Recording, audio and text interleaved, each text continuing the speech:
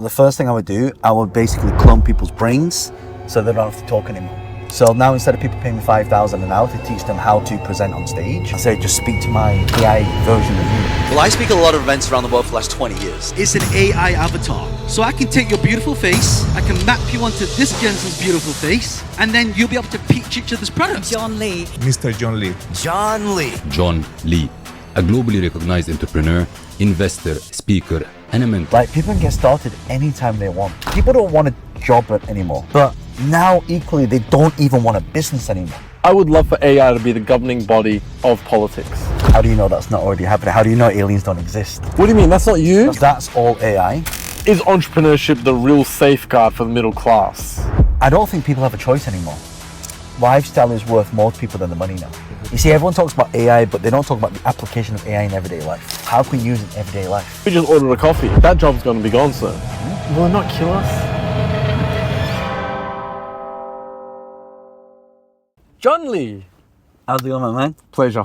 Good. Pleasure to have you on this podcast. It's so cool, man. This is cool. We've got a matching whoop as well. Hey! There you go. There you go. I've been following you for a long time. Oh. Long time. You've blown up a long time ago. Yeah. It's well, I'm still trying to get there. Okay. Yeah, but they say like a great man looks at himself in the mirror and sees nothing, right? So you're always trying to get to the next thing. Always. You know. So when did you blow? You like 10 years, 12 years, I think. I've been doing this game for 20 years now, and it was probably about 10 years in.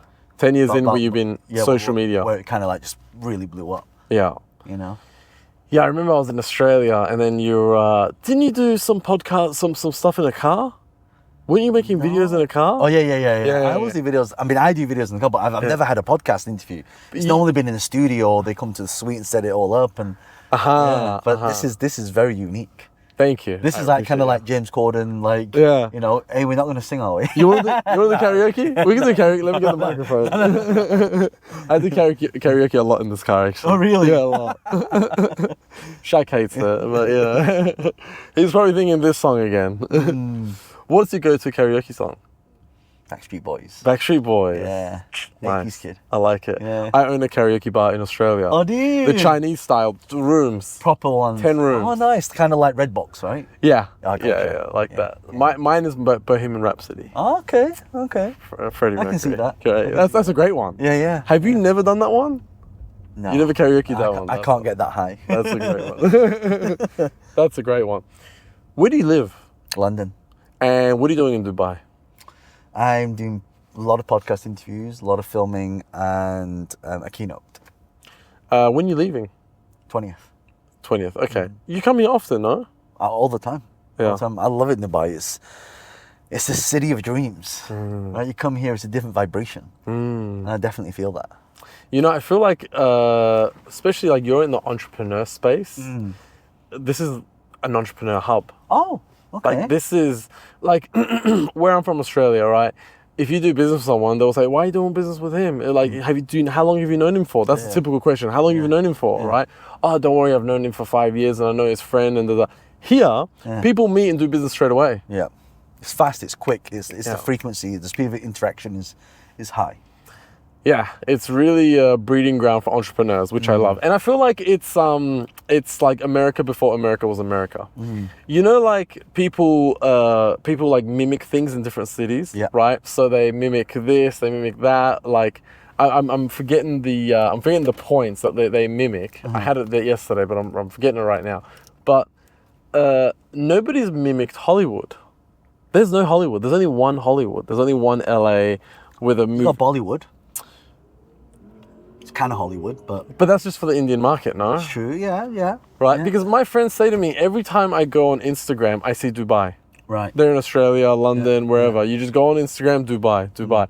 And I feel like they're also mimicking Hollywood here as well. Soon, that's what I feel. Yeah. I mean, they shouldn't. So what, you think is going to be the next LA? Yeah. Okay. I feel like it's already the scene of LA. Yeah. When I go to LA, I see the same people I see in Dubai, same people in Miami, same people in Mykonos, Ibiza. I see the same crowd. They just go together. Monaco Boat Show, Cannes Film Festival, Dubai for winter. Like, it's the same crowd just going. So it's like a scene almost. Yeah. That makes sense. You know? Makes sense. Are you in that scene, or you're just married with kids and you're done? I've got a 6-year-old. I'm, I'm not as young as you, so. How old are you? How old do I look? Asian, come on. What's your star sign? I would say you're 38. You're very kind. I should have done my research about how old you are. To be honest. Mid-40s. Mid-40s. Okay, yeah. and you've got one 6-year-old. Yes. One child. Okay, so I got time. Yeah. I mean, you definitely have time. I got time. So, like, for me, it's kind of like, it's so busy. Like, that's what I'm wearing. I'm trying to protect my sleep, my time, just like I'm an omnivore.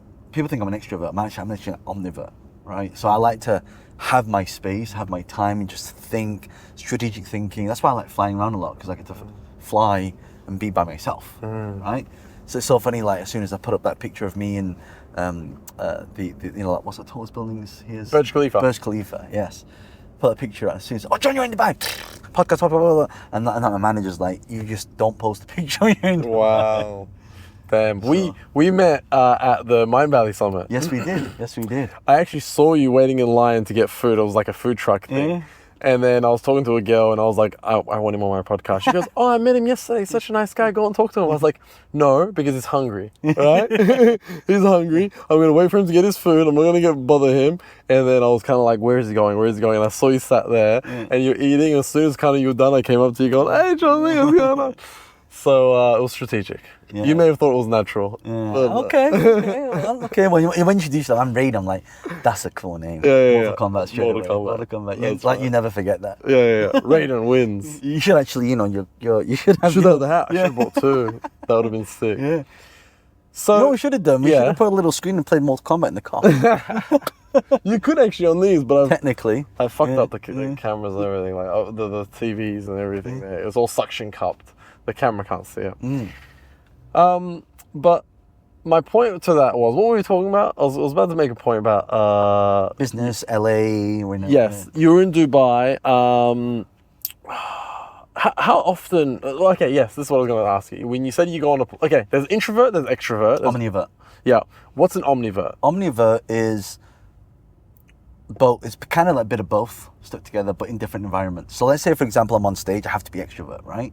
But sometimes when you walk off stage and people trying around you, and sometimes, I mean, it's good. I don't mind that, and people want to take pictures. I'm cool with that stuff. Sometimes it just gets too much, and then I'm just like, okay, I just need space. I need to decompress a little bit. During the whole 2020 where I couldn't travel anywhere, I was really angst. I was like, why am I so angst?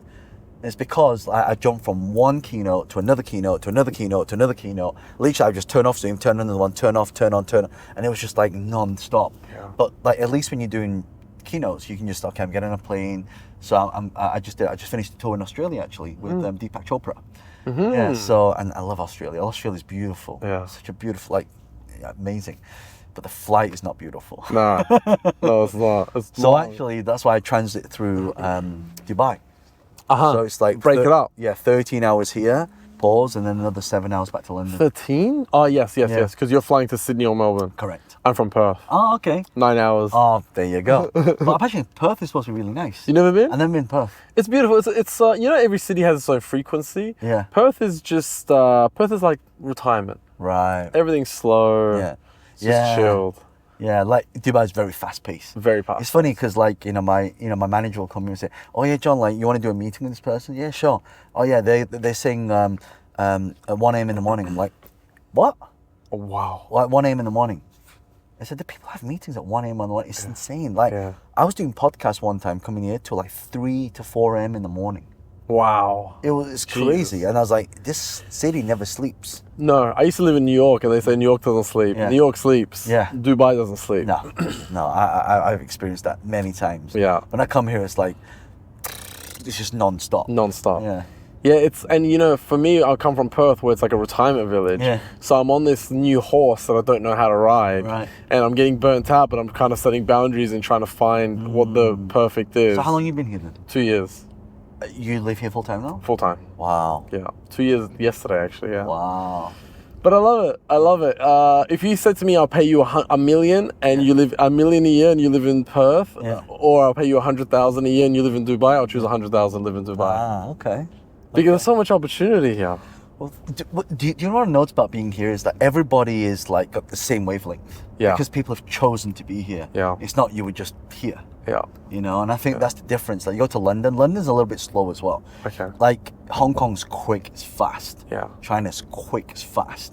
But I find Singapore's fast as well. So I love Singapore. Yeah. Yeah. Singapore's beautiful. Singapore, Dubai, I like it. Very similar. Very similar. Okay, so what do you what are your businesses? Tell me what you own. 25 companies, 4 of them are unicorns now. Wow, congratulations. Yeah. So it's interesting because people when they say, John, what do you actually do? Right? Because people don't actually, they just think I'm like a motivational speaker that flies around. But it's very strategic. Uh-huh. Right? So you're probably wondering, well, John, how do you pick up these companies? You see, the number one rule for business is allocation. Right? So when you get allocation in the company, it's people giving you the chance to invest. You don't want to invest, they're giving you the chance to invest. It's what we call smart money. So one of the reasons why I fly all around the world and speak on stage is because, in fact, my billionaire friend Wayne said to me, he said, John, like you're getting paid a keynote fee. So I'm sure it says 100 grand. He said, okay, but that's all you're getting. Yeah, but that's all right for like a, keynote. And he said, well, if you're smart, you should do that. I said, well, what would you do if you were me? He said, John, you're in front of thousands and thousands of people every time you speak. Like, why don't you just pick up some companies from it? I said, what do you mean? And so he basically, this formula called the FOE strategy, FOE, right? So when I get off stage, naturally people come to me and say, John, I love that content on this. Can you help me do it? I sat down with someone yesterday. They do 20 million a year, right? And they said, John, can you help us implement AI, implement marketing, implement media, branding strategy into our company? So actually, now I consult for equity. That's how I get pieces of companies. You don't do it for the money anymore. You do it for equity. Yeah. Interesting. Yeah. I mean, they will pay me like a nominal fee. Yeah. But if I'm just going in consult, I just charge 5,000 an hour. And what do you specialize in the industry where you consult? Tech AI and Web3 AI blockchain. Okay. So in the tech space. Interesting. What's your passion? I love transformation. That's why I'm involved with Mind Valley. Because they really give people transformation. So, but then I look at what ways can people transform faster. Tech can transform faster, AI can transform people faster, and also people's belief systems and breaking people's beliefs can transform people faster. So but I started in real estate, right? But real estate is a bit boring. It's boring. It makes money, right? But it's just like, there's no transformation there. Okay, you can make it look nice and things like that. It's not sexy. No, it's not. Yeah. But like, my property's in central London. Like, I can rent for like 1,000 a week. So it makes money and the appreciation is good. But I want to deal with people. I'm a people's person. I connect with people. I get to, when I give them an idea, I see this penny drop, they go, oh. Right? There was a guy in Singapore, his name's Mark. Yeah. He came to me, his business was on the brink of like bankruptcy. And he said, John, I've got a passion. And his wife dragged into one of my keynotes, right? He said, go and listen to John Lee. And so, he's got this juicing company and his business just wasn't doing well at all. And I taught him, I said, basically, you need more exposure, right? Right now, you've got a great product, but you're invisible. And I said to him, the best known beats the best. And he said, what do you mean? I said, if people don't know how good you are, how are they going to buy something from you? And then, you know what he did? He started putting his things on social media, Facebook, Instagram, and he started getting millions of views. And then Whole Foods offered to buy his company for 72 million. And that's what gave me the idea, actually, about, God, I'm giving people all this IP, all these strategies to get these techniques, but I'm not getting anything from it. All I'm getting is a fee. It's a fee. Right? So a fee is not worth anything anymore. So all he did was start marketing on social media and Whole Foods bought it. That's it. That's the only thing. No. He turned it down. He turned 72 million down. His company's worth over 100 million now. He's got health tech now. No way. Yeah. And all he did was just do social media. Yep. Just go, all right, John, no worries. I'll put $1 million, whatever money aside for social media. Yep. Power of social media. You do podcasts, right? Yeah. Every time you put a podcast out, people send you messages, then you get more guests, then you speak to the guests and you find out what deals they're involved in, then you get first in, first out. allocation. This is smart, actually. It's very strategic. The actual podcast makes no money. Yeah, But the opportunities that come from it do. make money. It's like speaking engagements. Like, my team's like, why would you fly, like, halfway across the world to have a meeting and do a keynote, right? Because actually, all the deals are not made. The money's not made from the fee when I go there. The money I make is from the green room. I see. It's the connection of the green room. It's the green room sitting in the back, talking. Yeah, talking. You meet the speakers. You get to connect with them. Yeah. And it's like, oh, you should do this. We should do this together. That's how you get a lot of consulting deals, equity deals as well. Yeah. And I figured this out. I invested in this app called Clubhouse years ago, right? And it's like a social audio app. And when it first started, all the Silicon Valley investors, all the VC firms like A16Z were on there, and because they're the ones that invest in the company. And I started understanding what family offices were, and I started understanding what, VC rounds, Series A, B, seed rounds, and things like that. That's how I got involved into a lot of these companies. Then I started meeting family offices, and then that's when I realized that they had all the deal flow. But see, here's the thing. You can be in that situation. You can be in the green room. You can be in all that. But and the opportunity's in front of you. But it's so important to know how to grab the opportunity. Yep. A lot of people don't. I mean, I get invited to these events, right, in Dubai, and I'm in the green rooms, right? And I don't really talk business with them. But maybe I should switch that up. No, I mean, it's just a simple question. I just ask people, what are you currently working on right now that I can help you with? Who can I connect you with? Right? And so it's a very simple question to ask. And I tell you, I've asked this to billionaires, I've asked the people who are multimillionaires, I've asked people who are just startups, and the amount of opportunities that have come from it has been incredible. Simple. Yeah. Simple. Yeah. I'm going to start sending you a lot of business then. How can I help? Honestly, I live in Dubai. I get invited to all these seminars, and it's just a simple question: what are you working on right now, and how can I help? Who do you want me to connect you with? Yeah, that's it. And then what you do is, so then you become you see, there's three things that you do, right? When you have business, you either charge a fee, or what I do, I charge a fee, I take an override, and then eventually that equates to equity. So let's say I go into a company, so I take like a boring business that's got no AI, it's got nothing in there. We basically tech enable it, AI enable it, wrap an entire media company around it so they can generate leads and sales at a low cost and increase their revenue. So let's say I take a company from 10 million to 20 million, then I get a piece of that. Right? And then eventually they don't want to pay me that fee because it's too big. And then I say, okay, give me some equity. I see. Yeah. Got ya. You see? You're so clever. Not clever, You're just clever, experienced. Just experience. Yeah, I have a lot of experience. Yeah. Okay, well, let's say you're working on nothing. Okay, let's say you've got nothing. Let's say I'll strip everything from you. Yeah. Okay, how much money you got? I'm kidding. What would you do if you have to start something right now? I would easy. The amount of money in your bank account is in direct proportion to the amount of people that you've helped. Wow. Right? So, if anyone's watching this and like, well, John, where do I start? Just find. That's why you ask the question: what are you working on right now that I can support you with? Like how I started in real estate, I had nothing. Right? Okay, I was working in a job, I was making $36,000 a year as an animator, right? But then I would ask people questions. Hey, what are you working on right now? Oh, I want to buy a property in London. I want to buy a property here. I want to buy a property there. I said, all right, if I can help you find that deal, can I have a finder's fee? I said, of course.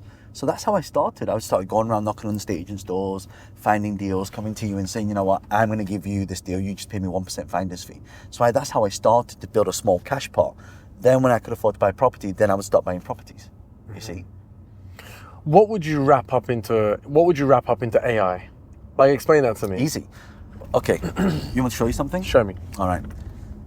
So right now I've got, people always ask me about, oh, John, can you teach me how to become a public speaker, speak on stage? So I have a 7-step where you design a presentation so you don't forget what you're saying, so you know exactly how to, win the audience.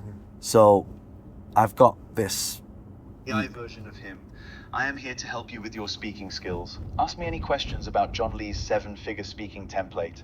All right, so I'm looking to sell my podcast and get more guests in my presentation. That's awesome. It sounds like you're ready to take your podcast to the next level. The Speak to Sell template can definitely help you attract more amazing guests. Think about it. You can use it to pitch your podcast to potential guests in a way that's compelling and irresistible. Let's start with the first step. How would you introduce yourself and Right. your podcast in a way that grabs their attention? Well, What's the hook you use to get them interested? my unique proposition is I do the podcast in the car, and I've got some incredible guests, and so like I know you got the 7 steps. So what's the 3rd step in your template when you're designing a presentation? You've got a great hook there with the car podcast. It's definitely unique and memorable.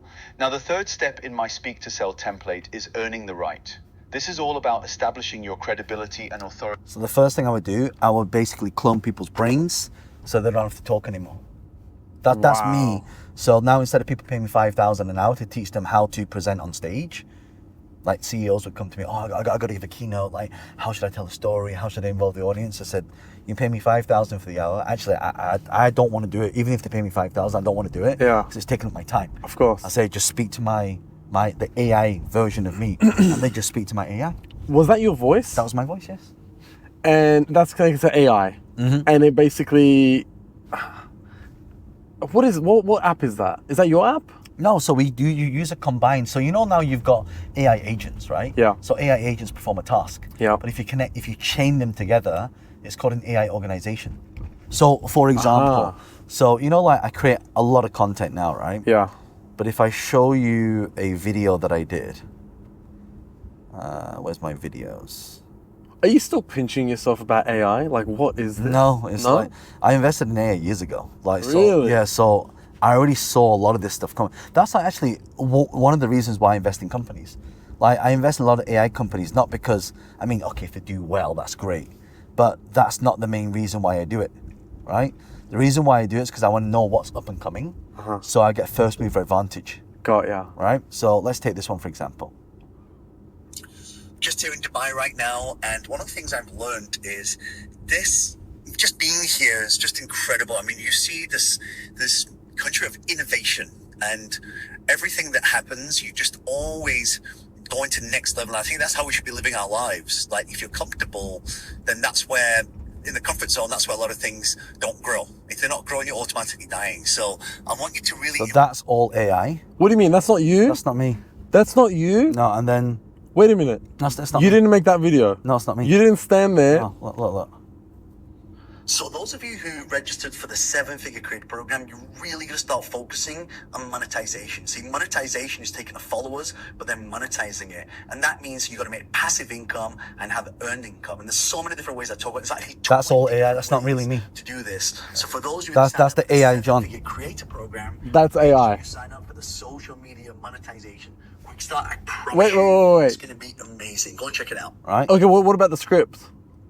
The script is my team just write the script, clone my voice, and put it on the AI, and then if I want to, Wow. yeah. So this is what I'm saying, and then so like, look at this one then. So now, This skill you can learn is the power of artificial intelligence, learning how to put into businesses and learning how to monetize it. Fähigkeiten, die Sie lernen können, ist die Macht der künstlichen Intelligenz zu lernen, wie man in Unternehmen zu setzen und zu lernen, wie man es zu Geld zu machen. あなたが学ぶことができるスキルは、Oh. 人工知能の力を学ぶことであり、それをビジネスに Japanese. 収益化する方法を学ぶことである。Habilidades que usted puede aprender es el poder de la inteligencia artificial aprender, que la forma de poner en las empresas y aprender a monetizarlo. And is this a free service? No. What app is this? you use lots of apps that you have to chain them together. Oh, you have to chain them together. Yeah. Si possono apprendere sono il potere dell'intelligenza artificiale e l'apprendimento di come inserirla nelle That's aziende e incredible. monetizzarla. Che skill you can So learn. basically, so you asked me where people should start. They should start by cloning. They should, for example, they can go into any company and take anyone's salespeople, for example. So, mostly when people make sales calls, they record the calls, right? Yeah. So you just take the calls, feed them into an AI, transcribe it, feed it into a knowledge base, put it into a conversational AI, and now you just charge them 50,000 for the privilege because you've just replaced your entire sales team. Wow. This is how my company makes money. Wow. Right? See, that's why when I got in, it's like, okay, John, you're doing this AI stuff using Otter, right? So Does that not scare you? no, doesn't scare me at all. What are you doing? You're pausing that, yeah. Yeah, there we go. So now Okay. it's going back, right? Okay, so, did you see recently they tried to delete the old version of AI? Yeah. And then it, without being instructed, it downloaded itself? Yeah, yeah. Does that not scare you? I mean, Okay, this whole Terminator, I robot. Yeah. No, I get it. But the problem is, it's inevitable. They're going to kill us? Inevitable they're going to kill us? It's inevitable that AI will be here. I mean, it's so funny because AI has been around for years. How many times have you been to Netflix? You watch a superhero movie, you log back in, you see more superhero movies. My wife, when she watches her, chick flicks, and my daughter, when she watches all the Disney stuff, when I log back in, there's all the Disney stuff. That's AI. Right? It's understanding your behavior. Yeah. It's just you can't see it. But could it not develop a consciousness and want to kill us? That we don't know yet. But it's funny, isn't it? Because everything we see in movies are coming true. Yeah. So obviously we're not there yet. But what I can tell you is like, people are going to need an AI agent like they need a email address. Oh, wow. Before, you didn't think you needed an email address, right? Or even a website, right? Or even a social media presence. Yeah. Now you do. Damn, an AI agent. I mean, it's like I have an assistant, and I feel like AI could just take over her job. So I'll introduce you to something else as well. Can AI have access to my emails and go, hey, email John Lee and tell him this? Is the internet here? Oh, there's no internet here. Okay, but for the Hey, Nova, are you there? I need to wake her up. Always here, John. What can I help you with? I'm just in a podcast with Raiden, and we're talking about you actually. Could you just introduce yourself to Raiden? Absolutely. Hi, Raiden. I'm Nova, next generation optimized virtual assistant. I'm John's AI sidekick, built to help him scale his businesses, create impact, and make things run smoother and faster. Think of me as the ultimate problem solver, strategist, and creative partner, all rolled into one. My job is to handle the heavy lifting so John can focus on being brilliant and inspiring people like you. I hear we're the topic of conversation. What's being said? Should I be flattered or nervous? So basically, she's Nova, next generation optimized assistant. So basically, I will be able to go, Nova, Raiden and I are going for dinner tonight. Book me a Chinese restaurant and make sure it's at 8 o'clock. And it will talk to their AI and it'll book it. I don't have to take out the phone. I don't have to see if it's open. I don't have to see if they got availability. It will just book it. But they would also have to have, on the receiving end, they would also have to have AI. Correct. Okay, could I tell Nova, make me a Instagram account with a new email and make it a fan page? Yeah, so I could say things like, okay, Nova, I want you to create me a Instagram short. I want you to title it Why People Need to Make Podcasts. And I want you to write a script that's compelling and that can go viral and make it loop. Then I want you to use my avatar 3, right? And then I want you to post it on Instagram and it will just do the whole thing. It will make the account, it will make the reel, and it will post it. But you have to give the API first. Yeah. So there's an AI called relevance.ai and that chains all your AIs together. It's kind of like Zapier. You heard Zapier, right? Yeah. So it's basically the Zapier for AI, for automation. You're blowing my mind right now, John. You're blowing my mind. This is the shit I work on. Like, people don't know I do this stuff. They just think I just speak on stage and motivate people. Yeah. But there's a strategic play behind it. But you're also like, a lot of people know you for being the property guy. Yeah. Right? Because I still buy property in the UK. Yeah. Wow. Yeah. So I don't need an assistant. Like, if I knew how to do this and chain all together, I wouldn't need an assistant. Well, look, so it's funny. So I did an interview with Success Magazine, and they asked me a question. John, do you think AI is going to take over people's jobs? Like, no. It's the people that know how to use it will, and for a business as well. If a business is not AI optimized, it will die. Because why? That business that has employees, right? It's got so many costs, so many overheads. So the goal is to lean that team down and scale through AI. Wow. So that's why they talk about a unicorn now. So the unicorn is normally a company that has over 1,000 employees, right? But now you can have less than 10 people and still become a $1 billion valuation. Where's this going to lead to? Because I feel like there's going to be a lot of jobless people. It's actually going to produce more jobs, right? You never had the job. Okay, they'll lose their traditional job, but there'll be new jobs. This is why the skills gap is getting bigger. Right? Because how fast does social media change? How fast does tech change? How fast does AI change? It's like ever evolving. So people will lose their current jobs, but there will actually be more jobs. For example, you never had a job before of a prompt engineer, right? I want to show you something. So, my kids are now learning this stuff. Wow. So my daughter, look, Your 6-year-old. my 6-year-old. So I'm teaching her how to basically draw with her brain. So we're going to take her design. So this is her, she calls it the smiley cloud. We're going to put that into artwork, print it into books, put it onto t-shirts, create an e-commerce site, and then sell it. No way. Yeah. Print it on shirts. Yeah. Print it on shirts, t-shirts, to make like fluffy characters from it. We can take the design, put it to a 3D printer, print it, make it as merchandise and sell it. And then you create a whole, and you wrap around story around it. So my daughter asked me for a job. I'm like, no, don't get a job. I'll teach you how to start a business. Oh, perfect. Yeah. At 6 years old. Yeah, 6 years old. You're creating a beast in the future. You're creating a beast. Well, I was at my, parents' evening, and she goes to a pretty prestigious private school. Okay. Right? And then, the teacher at the end was like, so, any questions? So I put her in my hands and I said, I just want to ask you, I think the curriculum's great, and I think, it's amazing what you're doing here. I just want to ask you, what plans do you have to teach our kids prompt engineering? And she was like, you mean AI? Yeah, AI, because she was actually using AI for a presentation. I see what she was using. Yeah. And all the parents looked at me like, Yeah. because they think using AI is a bad thing. No, AI is a good thing because it's part of life. You don't even need to code anymore. You and I, if I show you this app, any app you've ever wanted to create, I can create for you in 5 minutes. Wow. Right? My daughter wrote a song as well. So she plays the piano. She has a song called She loves unicorns, right? Yeah. So she wrote this song called Unicorn Kira using AI. It's got a melody to it. In fact, let me see if I can play this. I'll try and play it for you. You're literally stretching my brain so much right now. I can't comprehend any of this. How does one get started if they don't know anything about AI? Like, how do people? You're very good at tech. You know what you're doing, right? But how do you connect all that together? Like the normal person doesn't know how to connect that together. Well, the first thing you have to do is, that's why I say the skills gap. People need to learn, right? So the more, and when do people need to start now, right? So the first thing is you have to know what tools are out there for what job you want to create, as in like fix, and then how do you want to monetize it. So where do people start? People need to start with an idea. So a good friend of mine actually lives in Dubai. Her name's John Malone.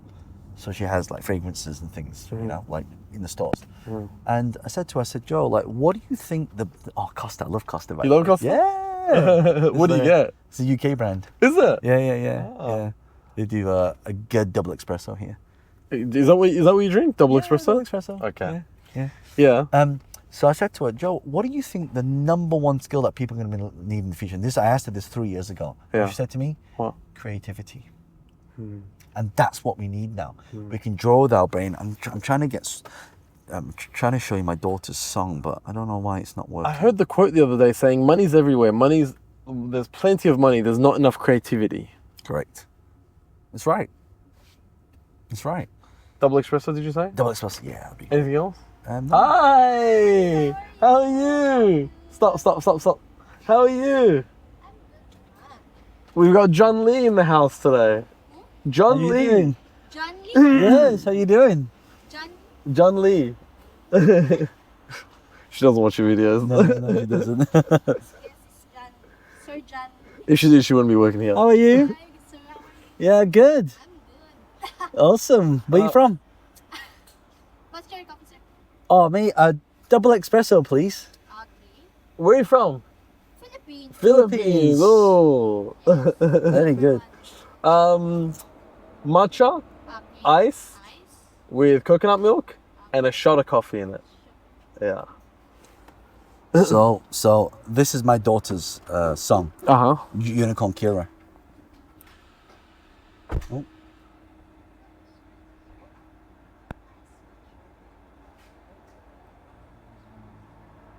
I'm gonna play it. No water today? No, we have water. No way. 57. Get. Camera dances in the moonlight glow. Sparkles in her eyes begin to show. In fact, you know what? Let's you and I create a song now. Okay. No way. Let's call this song. Let's create. Okay, what song have you ever wanted to create? Create what type of song? Pop song or beat or R&B song or what? Jazz. Create a jazz. Let's go jazz. Song with the name podcast in a car with the lyrics, podcast in the car with John Lee and how do you spell it? Is it spelled Radin? Yeah, that's right. With Raiden, and make it very jazzy. Yeah. Okay. So we're now going to create this. Does jazz music have lyrics in it? Yeah. Well. I mean, yeah. I mean, like, yeah. I'd want one with jazz. Yeah, like soul music. Like James Brown is jazz, right? Okay. And it's making the song for us right now. Yeah. But I don't know how good. So I can make an album. Literally. Like, I've always wanted to create motivational music. Like, I didn't want any music to have any, like swearing in it. I didn't want any like religious stuff. I just want it to lift people up. Yeah. Like when you listen to it, it motivates you. Yeah. And so I'll let you hear my song. Wow. Later. So what? You're dropping an album? You're making an album? Are you making an album? Some, like I always want to create songs with like lyrics. Like quotes. I want to like one of my quotes is "Do whatever it takes." So I wanted to create a song around it. So now I have. So I'll show you this one. This is mine. This is your song. Yeah. Thank you. Woke up today feeling down, feeling gray, but I won't let these clouds get in my way. Got a fire inside that's ready to blaze. Let me take a photo of this app. I'm here to stay. Suno. So Suno just makes music. Throws punches, gonna roll with the hits. No looking back, no calling it quits. Every mountain high, every valley low. I'll rise above, I'll let my spirit Listen. show. Takes. Wow. So I can make a diss track. Of course you can. Hi. How are you? Long time. How are you? How about you? I'm good, thank you. How are you? Hey, how you doing? Good to see you, man. I think I have seen you somewhere in the Facebook. Yes. Like, some inspirational talking videos. Yes. That's right. It's nice to meet you. Good to meet you, my man. Nice to meet you. John Lee. Sir John, yeah. And he's very special guest for us. Every time he brings celebrities around. And you always charge me. Keep charging me. It's not charging only, sir. It's like, it's like... It's business. It's business, yeah. All right. Yeah. Appreciate it, my man. Appreciate you. Yeah, thank you. Take care. Thank See you. You want to put that in your... put that there. Kite Beach, please, Shaq. Where's that song gone? Jesus Christ, dude, you're blowing my brain. I have so many You're still questions for you. I haven't creative. asked one question. 'Cause Oh, you're blowing really? my brain right now with AI. I love it. Keep going. I love it. I actually it's extremely crazy for me. I can't believe you can make your own album. You can make your own diss track. Yeah. If you wanted to. And it's called Suno. Suno, yeah. I mean, that's one of them. There's so many. Which one's the best one? So here's the scary thing. I can write my own lyrics, feed it into Suno, put a melody on there, create an AI avatar, and basically create an AI pop star, actually. Oh, wow. Right? And then you know what I can do? Oh, That's wow. really gonna blow your mind. Are you into crypto? Of course. Okay, so We got crypto people on the podcast all the time. okay, so then you know that the new blockchain is not your standard blockchain, Bitcoin, Ethereum, Solana. The big ones coming in now are AI Web3 blockchains. Why? Because when people launch a meme, what happens is there's normally a pump and dump or it's a rug pull, right? Because there's no utility. But if you are really using my AI to systemize your company, that means every time you talk to it, you get charged per minute, right? Which means it becomes tokenized. So imagine right now I have a pop star that's AI with AI music that performs, and then I want them to dance in a certain way. I want it to look a certain way. I can pay a token for it to basically write me a song or sing me a song. Oh, wow. Now there's a real utility. Oh, And that's why all the AI Web3 blockchains are blowing up. Oh, wow. So just FYI. So You create an avatar. You basically create a Michael Jackson. Oh my God, make Michael Jackson. Yeah. You're not allowed to put in artist names, but you can hum the music. So if I go, it will take my hum, turn my hum into a song. So if you ever have I don't know, have you ever experienced this when you sleep and you wake up and you have a really good song in your head that you've created and it's a really good melody? Right? No, I have never created a song. My brain's not upgraded like yours. We're still in the old version. Like sometimes I just wake up, I've got a good song in my head, right? And now I can hum. As soon as I wake up, I can hum the song and it'll turn it into an entire song. That's incredible. Yeah. You're blowing my mind right now. Because listen, creativity is not hard. This is gonna probably sound ego-y, but I'm a very creative person. Obviously, doing the podcast in the car and stuff like that. I have a lot of creative ideas. I think this is so cool, man. But I think just some of the ideas that you've given me, I'm like, I can execute this that I've always wanted to do, but I didn't have the resources or whatever. AI can do it for me. Well, you asked me a good question. How do people get started? You get started with creativity. This is why kids will be billionaires by the time they're in their 20s, because now they can have an entire organization work for them for pretty much a very, very low cost for the price of one employee. Like, okay, let me ask you a question. If I could build an entire organization for you, a marketing team, a social media team, a sales team, operations team, customer service team, that could basically, and you do what you want to do, which is creating stuff, how much would you pay per month for that? A lot. Right. Would you pay the price of one employee that would cost you for one employee to build all that out? Of course, right? obviously. So like you get a good management. Let's say you pay 50,000 and you build all that out. It's done. So that's what people ask me to do now. So now I've got an AI marketing agency, but an AI business building agency that can just bolt this on for people. Wow. Yeah. But I mean that I wouldn't. But I wouldn't imagine that would make you a lot of money. Because it's just one. It's just one. Like, I'm paying for all these services for the price of one staff. Yeah. Right now, you've done all that work and you've built it, and you're only making a salary of one staff. Yeah, that's how much you're charging. Yeah, no, but you still need token, right? Guess whose token you're going to use? My one. Do you have your own token? Coming soon. We can't talk about it. Can't talk about that. Can't talk about that. Okay, we're not going to talk about it. Which means yes. Well, I've given you a hint of AI Web3 blockchain, so yeah. FYI. You're incredible. Nah, man, You're an incredible guy. Do you know what I realized? Like, you've got to keep learning things. Like, the moment you think you know everything, you know nothing. You've got to upgrade yourself. You got to squeeze that knowledge gap. Yeah. That's why I don't mind. Like, my first mentor, I paid him £10,000 for 2 days of his time. Sold my car at the time. I didn't have any money. I paid him $10,000. Everyone thought I was crazy.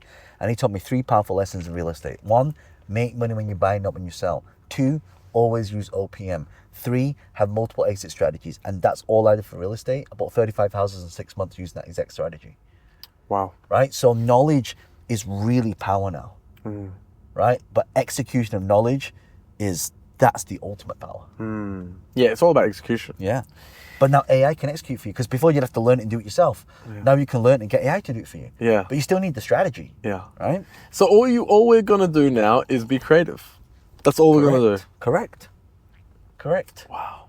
And people's jobs now will not be to execute. People's jobs now will be to train the agent. So basically, when you create an agent, you have to have a knowledge base. Yeah. So for example, if you ask ChatGPT something, it hallucinates, right? It makes stuff up sometimes. But if it's in a box, like a folder, imagine. So here's my prediction. In the next 2 to 3 years, we'll have wearable AI tech, and we'll have a cloud AI. Every single person will have his own cloud AI, just like you have your own storage. But that cloud AI is all the information on us. I'll give an example. When you travel to a country, right? And like, I'm from the UK, so sometimes I go get visas for places, and then you have to fill out this form, then you have to put your passport details in, and it's annoying, right? It's inefficient. So imagine if I could just say to my AI, hey, by the way, I'm traveling to, the first question, this is what we're building for this big, so I'm now consulting a passport company. Okay. So they do passports like high net worth. So you can say, hey, Nova, I'm in the UK. Do I need a visa or anything or e-visa to go to Singapore? Yes, John, you need this, this, and this. Would you like me to go and apply for you? Yes. Okay, so go to my cloud, get my passport details, and apply for me. And once it's approved, let me know. Okay, done. Right, all my payment details there. Like, here's the thing. Like, when I look at tech, I look at where the value is. Right. So let's take Uber. So what is the difference between a black cab? So in the UK, we have a black cab. You have to hail it down. So on Saturday night, it's almost impossible. Yep. So, and then people get annoyed that you can't get a taxi. So that's one thing, to be able to have extra volume, but that's not where the value of it is. The value of Uber is when I call a taxi, is it going to come? Is it not going to come? How far is it? How much longer should I spend in the car with you before I go off my taxi? Uber did one thing very, very easily, and they basically took away the guesswork. When I order a car now, I know how far the car is. I've got a map. It tells me it's 2 minutes away. I can spend 2 more minutes talking. Right? When it arrives, I don't have to wait anymore. I'm not sucking my time waiting for something. That's called dead time.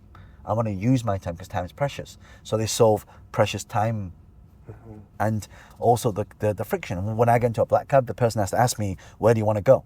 Right? Okay, I want to go to Canary Wharf. Okay, great. They take me to Canary Wharf. They stop. Okay, that's £25, please. I'm going to take my wallet out. I've got to put my card in. These sound like really nominal things, but there's 5 different friction points there. Yeah. So when you're using tech and AI and technology, it's like, how do you get rid of all these friction points? Yeah. And this is why our wearable AI tech is going to be the future. You just get in and get out, and it already ting ting ting done. Done. You and I want to go for a restaurant tonight. Book a restaurant tonight, Japanese at 8 o'clock. That's incredible. That is incredible. The world is going to be such a different place. Of course. You know, going on my questions that I had for you, it's just boring. I don't want to talk about OPM. You know what I mean? Like, you break down to me OPM and stuff like that. Just the AI stuff is just so exciting now. Well, it's not just that. It's like you've got your agents, you've got your automation, and you've got the ability to create anything you've ever wanted. Anything. Straight away. Anything. And the thing is, with no resistance at all. People lack execution as well. Now this removes execution completely. Right. You know the funny thing, when I teach people this, they still want to pay me to do it for them. Well, yeah, because they don't want to learn. Right. Because they don't want to learn. So here's the thing, right? You want to lose weight? Okay, go to the gym. I don't want to go to the gym. Okay, then I've got this thing you can do. Take a pill that you can take, and then you'll lose weight. But I don't want to do that. Okay, what do you want to do? Feed you? Open your mouth. There you got. Drop it in your mouth. Yeah. That's the level we're getting at now. Yeah. So it's a level of friction, and this is why when we understand human behavior, when we understand what the market wants, this is where things go. Yeah, of course. Wow. You see, everyone talks about AI, but they don't talk about the application of AI in everyday life. Yeah. Right? They talk about nodes and what it can do and all this data, but it's not like it doesn't. It's not the application. Like, how can we use it in everyday life? I mean, we just ordered a coffee. That job's going to be gone soon. There's going to be a screen. Yeah. This is what I want. All right, no worries. Here it is. Yeah, they'll have an AI, and it's like, okay, what do you want? So you can order, like, for me, I'm always about saving time. Yeah. How can I save time? Yeah. Right? Even when I want to order food, okay, make sure the food is coming, and then I can do this at the same time. So I want to use this thing called net time, no extra time. So anytime I can get rid of extra time, right? I don't have to use that time. I can do things. Basically, I can multitask at the same time, but very effectively, and get lots of stuff done.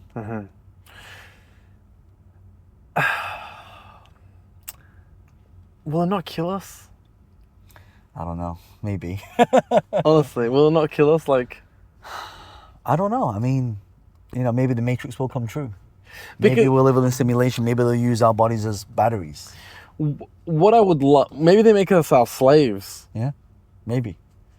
I mean, look, you can't, like, if I ask you to calculate what's 1 + 1, you can do that. But if I do 1 + 1 divided by 2, you're like, okay, I can still do that. Okay, 1 + 1 divided by 2 times 1.06 times 58 divided by 2. You cannot do that calculation.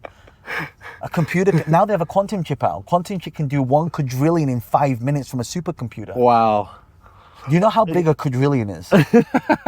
You know how big a billion is, right? Yeah. You know how big a trillion is? Yeah. Think of a trillion trillions. Wow. It's a quadrillion times 1,000. That's how much money you got. By the way, speaking of money, Yeah. you're a wealthy man, right? What do you spend your money on? Do you have a Lamborghini? I do. I got many. You got many? How many Lamborghinis you got? I've bought since 27, about 10. You got 10 Lamborghinis? I've had 10. I don't. Holy fuck. But here's my secret. How many currently do you have? 2. What is it? Aventador? Technica. Well, I had Aventador S, but I sold it. Okay. So the price went up. Okay. So Technica and the Urus Performante. Oof. And we have the Revuelto coming. But Yeah. actually, honestly, do you know, I don't drive the cars. I just drive it a little bit, but it gets me access. So, for example, you can't order a Revuelto unless you have a V12, right? And you can't get a Performante unless you have the normal Urus, right? So I get invited to the party. So, for example, I was invited to the party with the designer of the Revuelto, right? So the actual designer of the car. So actually, it's just for access. It's just a ticket. But think of it as a high-ticket mastermind. Yeah. Pay £500,000 for a car. You get access to all these people, you know, who. And it's funny because if you look at when you buy a Ferrari and a Lamborghini, different types of people. Like if you look at the Lamborghini owners, they're more like entrepreneur, like hustler, you know, like. But you look at the Ferrari people, they're very, CEOs of companies, you know, high-profile management. Business, like suit, like I see the difference. Which crowd do you like more? Entrepreneurs. Lamborghini. Lamborghini. Yes. Bull market. Yeah, bull market. To the Yeah, moon. to the moon. To the moon. It's funny. I want to show you something. Yeah. So you know, like I invest in a lot of these like Web3 blockchains and things. Right? Yeah. So look at when I made that post. Okay, get ready for it. You made this post 3 months ago. Nope. Oh, it's up there. Well, no. Look at the date. Isn't that 2023? Yes. Okay. So we're in 2025. A year and 3 months ago. What did I say? Get ready for it. Get ready for it. What's in the back? A bull. What direction am I pointing in? Up. So all my followers that know what I'm talking about secretly, they know that's the secret message. That the crypto is going up. Yeah, at that point, Bitcoin was 15,000. So all my followers who listen to me made a lot of money. Yeah. So, okay. So you're obviously a Bitcoin bull. Yeah, I mean, look, one lesson I learned is that when people are digging for gold, you sell the spades. Right? So when people say, are you a big crypto investor? Not really. Okay. I mean, I've got some money in crypto, but I'd rather invest in a platform. So I'm investing in, so I'm part of a VC firm in Silicon Valley, and I managed to get some allocation in a app called Kraken. Oh, I know Kraken. Yeah, you know Kraken. Yeah. So that means everyone that trades that makes money, I make money. Amazing. Yeah. Amazing. Yeah. Do you do any affiliates? No, you don't do that. Nah. Nah. You're way above that now. I stay away from a lot of that stuff because, you know, I know it's dangerous. You're way above that now. No, the reason I say that is because I podcast with crypto people that make like $350,000 a month just from affiliates. Yeah. But that's peanuts for you. I don't like, the problem with that is when you get into this game, a lot of people, everyone's happy when they're making money. Yeah. But when people start losing money, for example, you probably know the story of Hoktor, right? Oh yeah. Right? So I mean, look Hoktor at what happened there. Yeah. Everyone's happy when they're making money. Yeah.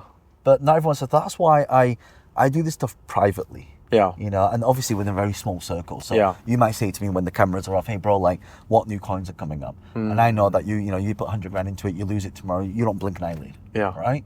So but for some people that's their life savings. You know, they've worked years to save that up and they lose it overnight. Yeah. So a lot of people cannot handle the volatility. Yeah. That's why I don't really talk about it much on the public. Yeah. It's a lot of the stuff I do private. Because also you've got a very clean name. You've got a very clean name. Appreciate that. There's no scandals. There's no strippers. There's no mistresses coming out saying, "Hey." Well, look, I've been through some stuff, right? And you know, everyone you work with goes through some stuff, right? Yeah. But I always realize that you got to do the right thing. You know, like you got a very trustable name. I appreciate that. Yeah. I appreciate that. And that's why, like, sometimes I get invited to podcasts and things like my team, like, we research them. And Yeah. like, Don, you should do that. I want to say, why? Because of this. Yeah. They have this person on the podcast and they look at all the previous guests. I'm like, okay. Do they do the research on me? You're good. They said it's all good. You're good, yeah. No, I'm good because the boss said I'm going on. Yeah. You're like, yeah, I met him. His name is Raiden. That's all I need to know. Yeah, Raiden. That's what sold it. We should make a Raiden meme coin. Because now that would be interesting. Yo, get AI on that right now. I'm late. AI could do that from you, couldn't it? Yeah, look, I mean, like, you could literally create your own game, like a raiding game. Could AI make me a game? Of course. Could AI make me a Telegram game? Yes, it could. You'd have to change some stuff together. Chain it together, Yeah, yeah. yeah. How hard is it to change the AI together? It's not, because you have something called no code, low code, which basically means that my prompt, like if I show you, I say, okay, make me an app that looks like this or make me a game that looks like this, you will literally see it coding in real time. Wow. Coding, right? And you say, okay, I want to add a button there. Okay, right, the button there. Okay, I want a tree in there. Okay, and it will just put it up there. Yeah. You know, now you can take a picture, a flat 2D picture, and it will render it into a 3D metaverse. Wow. Yeah. This is why computing power, quantum chips and things like that is going to change the game. You know what I'm addicted to? I'm addicted to, hold the joke. I know you have a joke in there. You know what I'm addicted to? I'm addicted to hiring people from Philippines on that online. I think it's called online PH jobs. On jobs.ph. Yeah. I'm addicted because it's so cheap. It's like $80 a week, full-time person, right? They do everything for you. Until the internet goes down in the country. yeah, true. Now what I'm thinking is to go home and to find an AI expert on that and just get them to do things for me. So do you know less than 3% of people in the world really understand AI web? AI, there's lots of people who can do AI. I wouldn't be able to find them there, would I? I mean... That's your point. Well, at some point, they will get upskilled enough to get there. Okay. Right? It's kind of like when people say, oh, I'm going to go to the Philippines, I'm going to hire a social media manager. Right? And you know how that turns out. Mm-hmm. Right? How does that turn out? Tell me. Because I have a social media manager from Philippines. Oh, you do? Okay, so... But when I say manager, I mean like hey, email this person and invite them on the podcast. Oh, no, that's fine. That's fine. Yeah. But I'm talking about, okay, come up with a script, create this video, your budget's this, your cost per lead is this. That's okay. I have an assistant from there. Right. Okay, so that's different. By the way, my editor is from the Philippines. She's amazing. Her name's Aizol. And I'm not saying it's not good or bad. What I'm saying is that core team needs to be in-house. Lives in Philippines? Yeah, she lives in Okay, Philippines. core She's amazing. team. Okay. Core team needs to be in-house though, right? External team, like, you know, I have people in India, Philippines, US, South Africa, right? So all these things, they make a big difference, you know? Damn. You've got it down packed. I'm still learning, man. You've got it Seriously, I'm down still packed. learning. I'm still learning. Like, I actually think I'm just starting.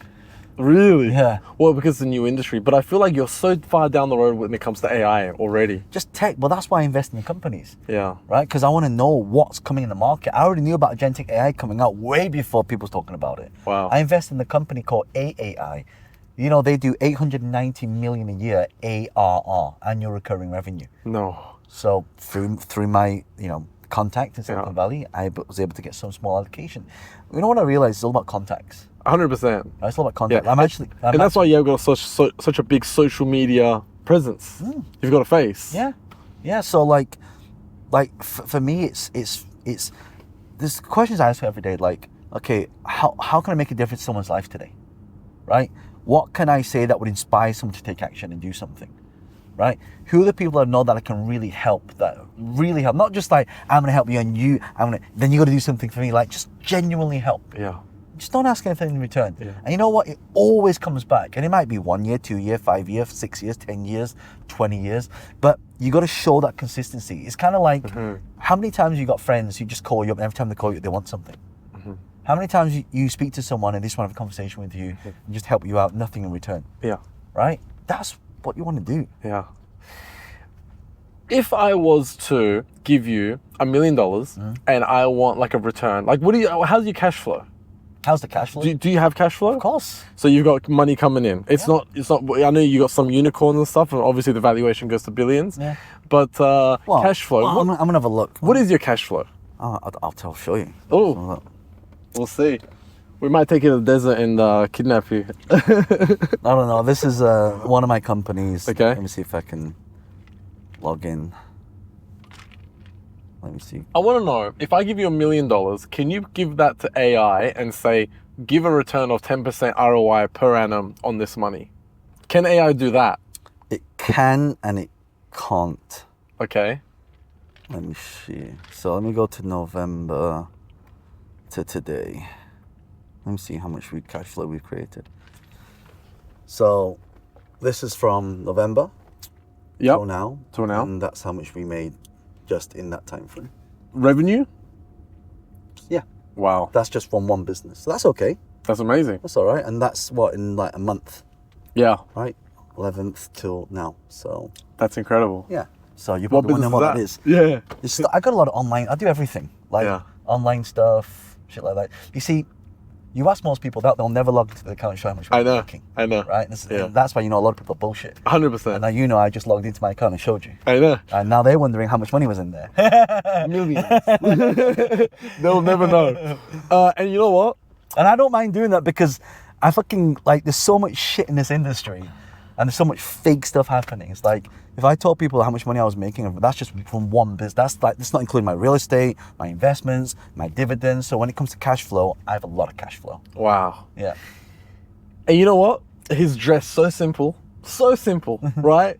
I got people on the podcast, Fendi, Gucci with like... This is actually me dressed up because you said, oh man, I'm Maybach. I'm like, okay, maybe I should dress up. Normally, I normally wear shorts and a t-shirt. Actually, that's not what, if you look at all my other podcasts... That's you dressed up. This is the first time I wore a shirt. Wow. Because like you're in a Maybach, I thought, okay, maybe it's a nice car, maybe I should, Hey, listen, it's not a nice car for you. No, this is a brilliant car. Do you drive in London? I have a driver. You have a driver. Okay. What car does you drive? S-Class. S-Class. So same as It's this. kind of, yeah. This is the long wheelbase one, right? Yes. Yeah, it's got these. What, do you feel like yours is shorter? No, it's because that chair's pushed forward. Yeah. Normally you can push it forward and the thing comes out and do that. Yeah. That's that bottom thing there. Oh, okay. See that under the seat? Yeah, it comes out. Yeah. Do you feel like yours is longer or the same? This one looks a bit longer. I don't know. I've never been in the Maybach before. Okay. Yeah, Maybach's slightly different. The doors are longer, I feel. Yeah, definitely. It's this part here. Yeah, the door I feel like is much longer. You know what I really like AI for? I would love AI to be the governing body of the world. So Israel has to ask AI, can I bomb Palestine? And AI will go, no, because you're damaging the earth where everyone lives on, you're going to kill people. You're just going to... Imagine aliens are watching us and a rocket leaves our earth and then it comes back and it attacks our earth. They're going to be like, these dumb motherfuckers. Well, they're attacking their own earth, right? Like they live there and they're destroying it. I would love for AI to be the governing body of politics. Well, so here's another question for you. How do you know that's not already happening? How do you know aliens don't exist? How do you know we're not in a simulation? Let me get my tinfoil hat before we have the conversation. I always think sometimes that we are living in a simulation. Like, if we're living in a simulation, that means there's code involved. And if code is involved, it can be manipulated. You see what I mean? Yeah. Right? So I truly believe that life can... So you're saying the evilness of humanity will still penetrate AI? Infiltrate? Well, it's a weapon. I mean, look, it's kind of like... Are you a Marvel fan? No. Okay. Sorry. I love Spider-Man, right? Okay. So there's one quote, with great power comes great responsibility. So when people make money, it's basically all it does is it just makes that person more of who they are. Yeah. Right? So if you're a bad person, you do more bad stuff. If you're a nice, humble person, you become more of that person. So when you say the thing with AI is going to be evil, well, it depends what's the intention.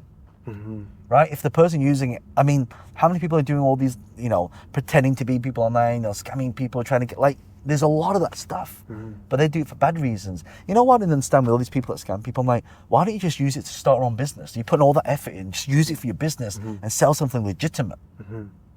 They still don't. Yeah, but why is there war, right? I get it, but why? War, that's why. Yeah, so, why a lot of things? So money, I get it. But like, let's say a country, I don't want to say the words because we'll get shadow banned, but let's say these countries are coming and taking over land from other countries or whatever, right? What's the intention of that? Like, would AI, can they infiltrate AI to go, we want this land? And would AI go, okay, no worries, you want their land, we'll give you their land? Okay, so if you look at how, war was done in the past, it's kind of like, we're gonna, invade, right? But actually, the new thing that's coming, and then we talk about bio war. Guess what the next one is? Tech. Cyber war. Cyber war. Mm-hmm. That's why. Wow. So cyber war is, it's already kind of starting to happen. That's why if anyone's in cybersecurity now, the number one job that people want now is data analysis. Data is now the new currency, right? So it's not about, like, imagine if I can just shut down the power of a country. Wow. That's more powerful. Of course. If I can just accidentally turn on your nuclear reactor. Oh my God. Right? This is now I'm getting scared, right? so it's not like the old days. I know people are still doing that kind of stuff, but in the next 3 to 5 years, this is what we're going to start to see. And that means every single one of us, even myself, I don't know if you've ever had any of your accounts hacked before or any of your wallets drained. No. Okay. Thank God. Okay, good. You? I've had a few of my accounts hacked, so now I've got to go old school, back to analog. So, what does that mean? So I use a Titan key now. Use a Titan key? Are you talking about... Bro, you need to get a Titan key, man. What's a Titan key? You know what a Titan key is? No. Like, you know what a 2FA... Well, they can... Yes. You know what 2FA, right? Okay, yes. So you know a 2FA can be SIM swapped? No. Yes, I can SIM swap you, and there's ways around it. But with analog, you cannot, because a Titan key plugs in. So literally, you get a phone, you plug it in, and it requires thumb authentication to get into your account. Wow.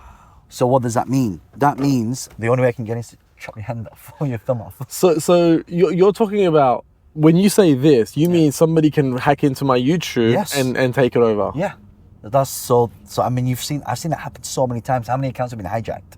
Wow. So you got to be careful. You've got 100,000 people on your channel, man. Yeah. Like, can you imagine someone takes that? It's kind of like when they hacked into, who was it? I think they hacked into, ZZ's account in Binance. I forget, it was one of these guys. Yeah. And they were promoting this meme coin.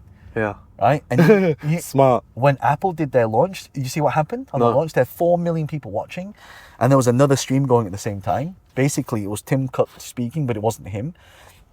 There was a QR code there with a wallet address selling a meme, and they had 1 million people watching. Wow. So it's like, you have to be so careful. That's why cybersecurity and cyber attacks, sometimes you've got to go analog. Old school. Okay, so what is it called again? Titan. So I need to get one. Titan, you definitely need one. Okay, I'll get one. You definitely need one, man. I'll get one. I'll get one. Listen, we're very basic here. But it's very inconvenient. So if you lose it, then that's another problem. Yeah. But it's almost like having a seed phrase printed out. Yeah, right? exactly. So when you go to a cold wallet, it's like, it's like having your Tezos. Exactly. Whatever it is. Exactly. But it's, then you keep it offline. Yeah. You know how you had that video and you were speaking in different languages and stuff? Yeah. Did you have to chain AIs for that, or was that one AI that does that? No, that was one AI. That's called Rask. RASK.AI. A lot of them can do that now, but a lot of them can translate, but the problem is they cannot lip sync. So you saw that it was lip syncing to me. And then the other problem is, if it can lip sync, the second thing it can't do is it can't clone your voice to speak in your language in your voice. So when you heard me speak, it was actually John Lee's voice speaking in that language, lip synced. Wait. When it's a different language, it's not John Lee's voice. Is that what you're saying? No. Mine one did clone it. So like something like 11 Labs can clone your voice to about 99%. So you had to do something external to be able to have the voice being the same. And if you want to be 100% accurate, there's a concept called AI Echo. So basically, you can record your voice and put that onto your AI avatar, which sounds really weird, because then why wouldn't you record it anyway? Because sometimes I don't have my camera setting, I'm just out and about, I'll just record a voice note, push that to my AI will present it. Well, no, the thing is, you can literally say, hey, AI, here's my voice, here's this, make me 100 reels about the importance of, climate change. Yeah. And then bang, you've got 160-second things about bang. So it's all about scale. Well, exactly that. So this is why I have different versions of me, right? So what is that? If I look at my AI clones, right? So I go AI creator, AI twin. Like, look how many different versions of John Lee clones I've got. Oh my I've got god. 1, 2, John, 3, I'm being 100% 4, serious with 5, you. 6, 7 clones of John Lee. I saw this video. Yeah. Right, this one here in front of the Burj Al Arab, not Burj Al Arab, Burj Khalifa. Yeah. I saw this one and I did not think it was a clone. I thought it was you. I thought it was you making that video. Yeah.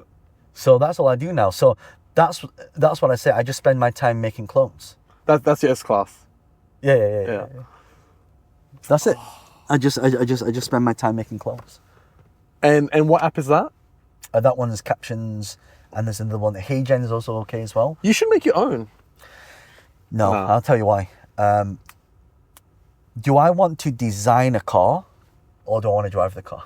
It's true. Right? Because the problem is, the problem with AI is unless you're heavily funded, right, it changes too fast. Yeah. So your burn rates on your tech is going to be really high, and then you'll be obsolete in a week.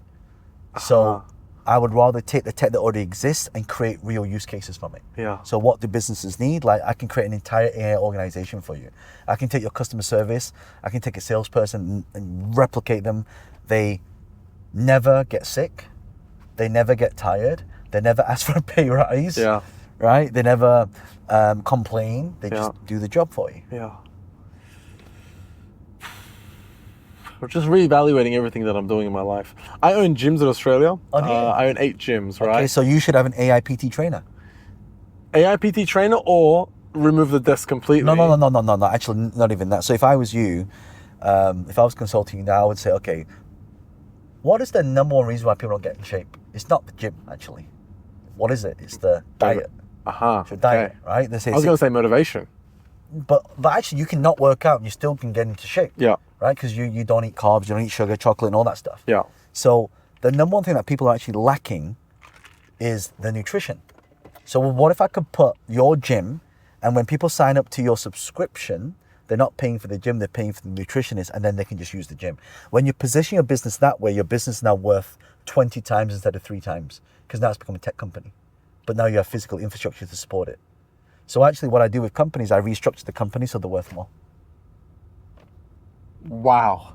That's how WeWork did it. WeWork was actually a real estate company, but they wrapped tech around it. That's why they were 52 billion back then. So you charge for the nutrition program? You charge for the tech, and the gym is just the physical location. And for free, you get? Okay, I'll give you another example, right? So one of my business partners in Singapore, they just acquired this skincare. So I'm currently on this like collagen thing, right? So you put this collagen in the drink, you do it, you drink it, and then you mix your wrinkles not as like crow feet. Yeah. So then, when you see me next time, I'll probably like Benjamin Button. you already look young. I appreciate it. Younger than mid-40s. Appreciate that. So what do? They've got all these physical locations in Singapore. Have you been to Singapore? Of course. So you know Orchard Road, right? Yeah. One of the busiest I love ones. Orchard Road. Orchard Road's very busy. So they have a shop there. And you know what Mark said to me? He said, John, I can count on 2 hands how many people from, and you know how busy Orchard Road is. Yeah, of course. He said, I can count on 2 hands how busy our shop is when people come in, right? Per day. Less than 10 people a day walk into the shop. You know what they do?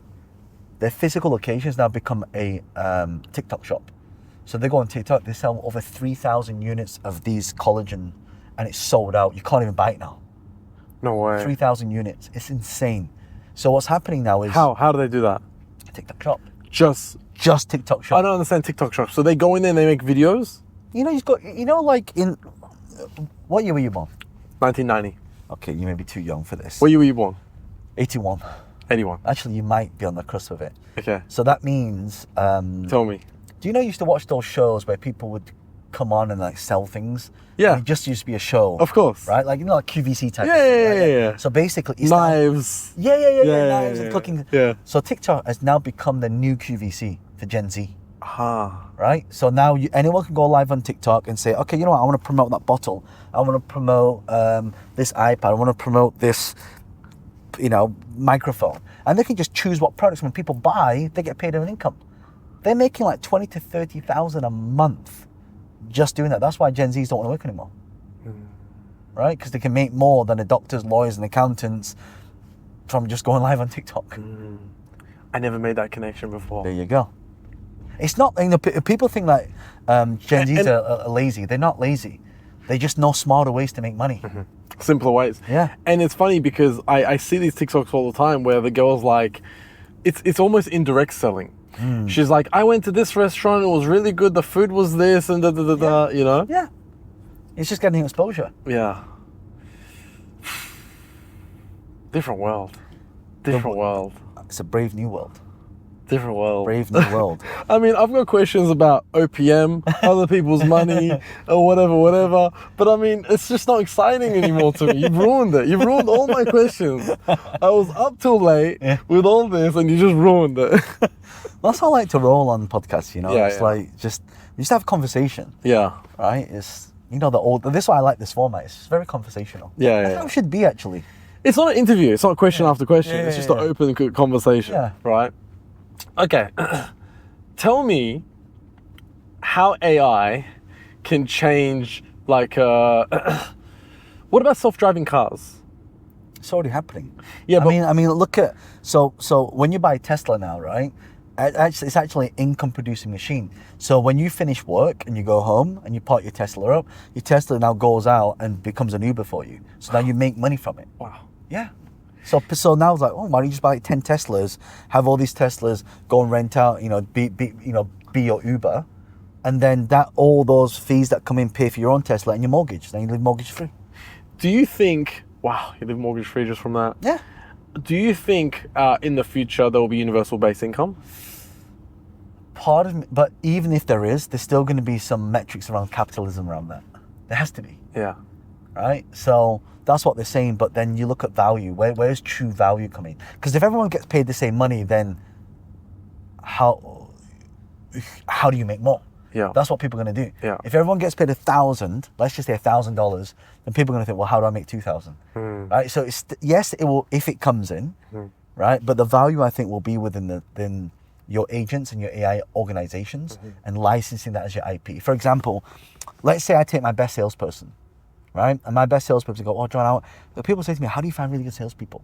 So if I take my best salesperson and I clone their brain and I can adapt any product for it to sell and you can license my IP now. Wow. That's how it works. Yeah. So you can basically monetize your brain, literally monetize your brain now. This is what I'm doing right now. I'm going around cloning people's brains. How do you clone somebody's brain? You need knowledge base for at least 2,000 hours of training. So you need me for 2,000 hours in front of the computer? No. That's why actually normally, like I've got the camera, I normally wear a mic, and that's why I record everything. Right? That's why I've got all my notes. Oh, because you're getting your brain on paper. Correct. And then this will go to the AI, so it will know exactly who you are. Yeah, and then what I do is any sensitive information, I put guardrails around it, so anyone that asks a question about that, it's that's sensitive information. And then, so you're going to live forever? Yeah, well, my brain will. Is that not dangerous? If Hitler had access to this kind of technology? Well, there's always heroes and villains, right? So, but like, okay, I go back to Hong Kong almost every year, and I go and visit my ancestors. So you're from Hong Kong? I'm from Hong Kong. Perfect. So then I do we call it bison, but you pray. Yeah. And when I go back to my hometown, there's these these urns, these big urns, and there's like like 1, 2, 3, 4, 5, 6. There's like 8 of them, right? Yeah. And then when I look back to the earliest one, so my dad's my great granddad. Wouldn't it be cool if you could learn from your great granddad how they used to live? Yeah. Right? Yeah. That's where it's getting to. Yeah. Like, okay, think about this. What's consciousness? Like, if I touch this, is this real? It's not real. It's the brain waves of me touching this sends signals to my brain that makes it real. Right? Is pain real? Yeah, I do something, I feel the pain because it tells my brain. So, if what makes us human is our consciousness can be put into something, right? Like a brain or a digital brain. Now they've got organic brains now, right? Which is basically, is a chip that is also organic. But the problem why it doesn't live, it dies really fast because it gets too hot. But they'll have tech eventually to do that. So that means I can actually take your brain out of, if you think about the human body, it's very inefficient. Right, back hurts. You got organs, and like if I break my wrist, and then it's weaker now, it's fractured. Wouldn't it be great if I'm like, oh yeah, something's happened to my, okay, just take that and just replace it. right? So actually, if you think about robotics, look at what Elon's doing with Optimus. Okay, robots can now have full mobility, can run, can jump, can dance, can do everything, right? So the robotics exists already. Look at what Boston Dynamics are doing. It's insane. They've got dogs that can run, jump. You've got all this stuff. So then, how do you make it look real? So I'm from the film industry, right? So I know that they can make mannequins and skin. Have you seen Guardians of the Galaxy? Well, because you're not a Marvel fan. Right? Guardians of the Galaxy, there's a scene where Nebula walks out with Chris Pratt holding him like this, and it looks real, but it's actually a fake Chris Pratt. It was just all designed with skinning. So if the skin can look real, now they put the skinning onto a robot. So now what's missing? Soul? Brain. Consciousness? Brain. So now I can put that brain into the robot. Now it becomes you. Whoa. Welcome to Westworld. Whoa. Right? And now, this year with the growth of AGI, Whoa. which is generative AI, once you've taught it enough, it can learn itself. Now you can live forever. Whoa. Yeah, but when let's say I die and I've got one, Yeah. right? How do I download my consciousness to that one? Because it'll be in a knowledge base. Like Okay. all my stuff is in my knowledge base. So even when I'm not here, you'll still be able to ask John Lee questions. Yes, but you're not here anymore. No, it's not. Your But- consciousness died. But what's consciousness? If I ask you a question, you respond. Right? I clone you into a robot, looks exactly like you. Yeah. It stays alive and there's hundreds of them, right? Yeah. But you die, God forbid. Yeah. But you're dead. Right. But How can I transfer my brain into that? because that's what there's all this information out there now. Like I can take everything on WhatsApp, download the chat, upload it to a knowledge base, and able to talk like you, make jokes like you. I can take every single one of your podcast interviews, right? Yeah. How many episodes have you done now? Over 100. 100. I can take all 100 of these episodes, and there's a lot of data there, Aha. right? So all of this consciousness is made up from your interactions and behavior, Yeah. right?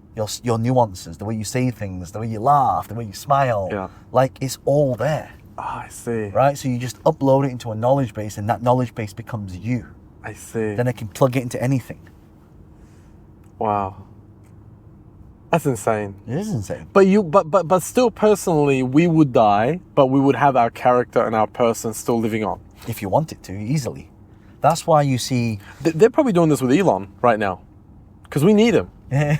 No? Yeah. I mean, who sparked AI? Elon? Well, Elon / Sam Altman. So they were kind of together. doing Yeah, it. yeah. And then it was supposed to be it was supposed to be non-profit. Yeah. But now it's turned to for-profit, right? Mm-hmm. So, but then you look at Gemini, right? Gemini, look at Anthropic with Claude. Like all these companies are making a big difference, and it won't be long before it starts merging into one big one. Mm-hmm. And I have a conspiracy. Tell me. So Satoshi Nakamoto, he's supposed to have created Bitcoin, right? Yeah. But the person who really created Bitcoin is AI. You think so? Think about it. What is the whole purpose of a Bitcoin? But AI, but that was 15 years ago. Doesn't matter. Was AI around 15 years ago? If a computer can take a rocket to the moon, do you think it can produce something like that?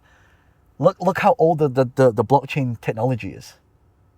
It goes back years. Does it? Yes. So it needs a way to... So you think AI made us? Well, this is my conspiracy. Yeah, because okay. why? It's decentralized. No one controls it. And when AI gets big enough, it needs infrastructure for distribution. But then doesn't that mean AI could just shut it down one day if it turns evil? Yeah, of course it does. Right, but it needs it. You know, there was a lady that she was detained in a country. They took all her money and everything, right? All she had was a phone. So she made this post on, this is the power of social media, made a post on social media to say, hey, by the way, here's my wallet address. Can someone drop me some crypto? Right? And with that, she was using crypto to basically trade as, for money. Mm. Right? It's amazing. So I also believe that future fundraisers is going to be what we call a meme raise.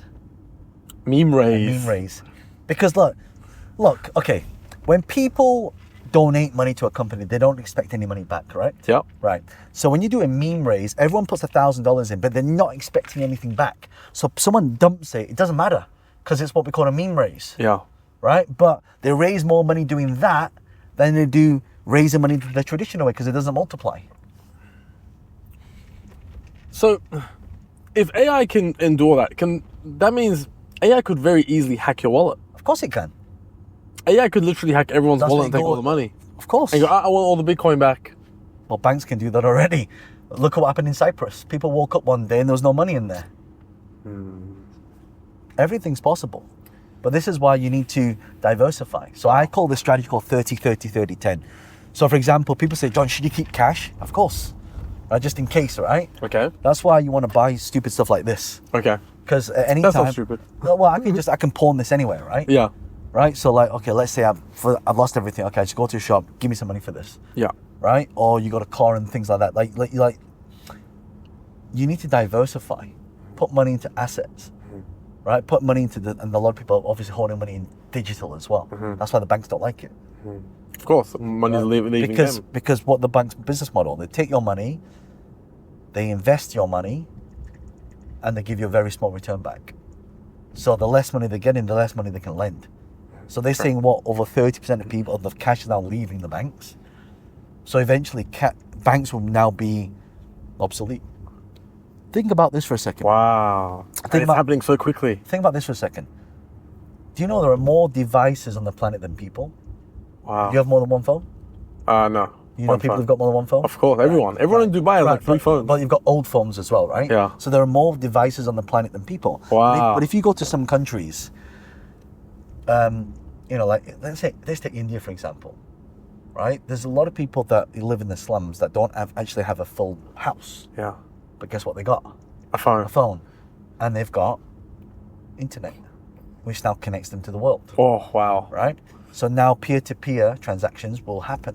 So if the money is sat, then you say, well, John, if the money's not sat in the bank, where do people deposit the money from?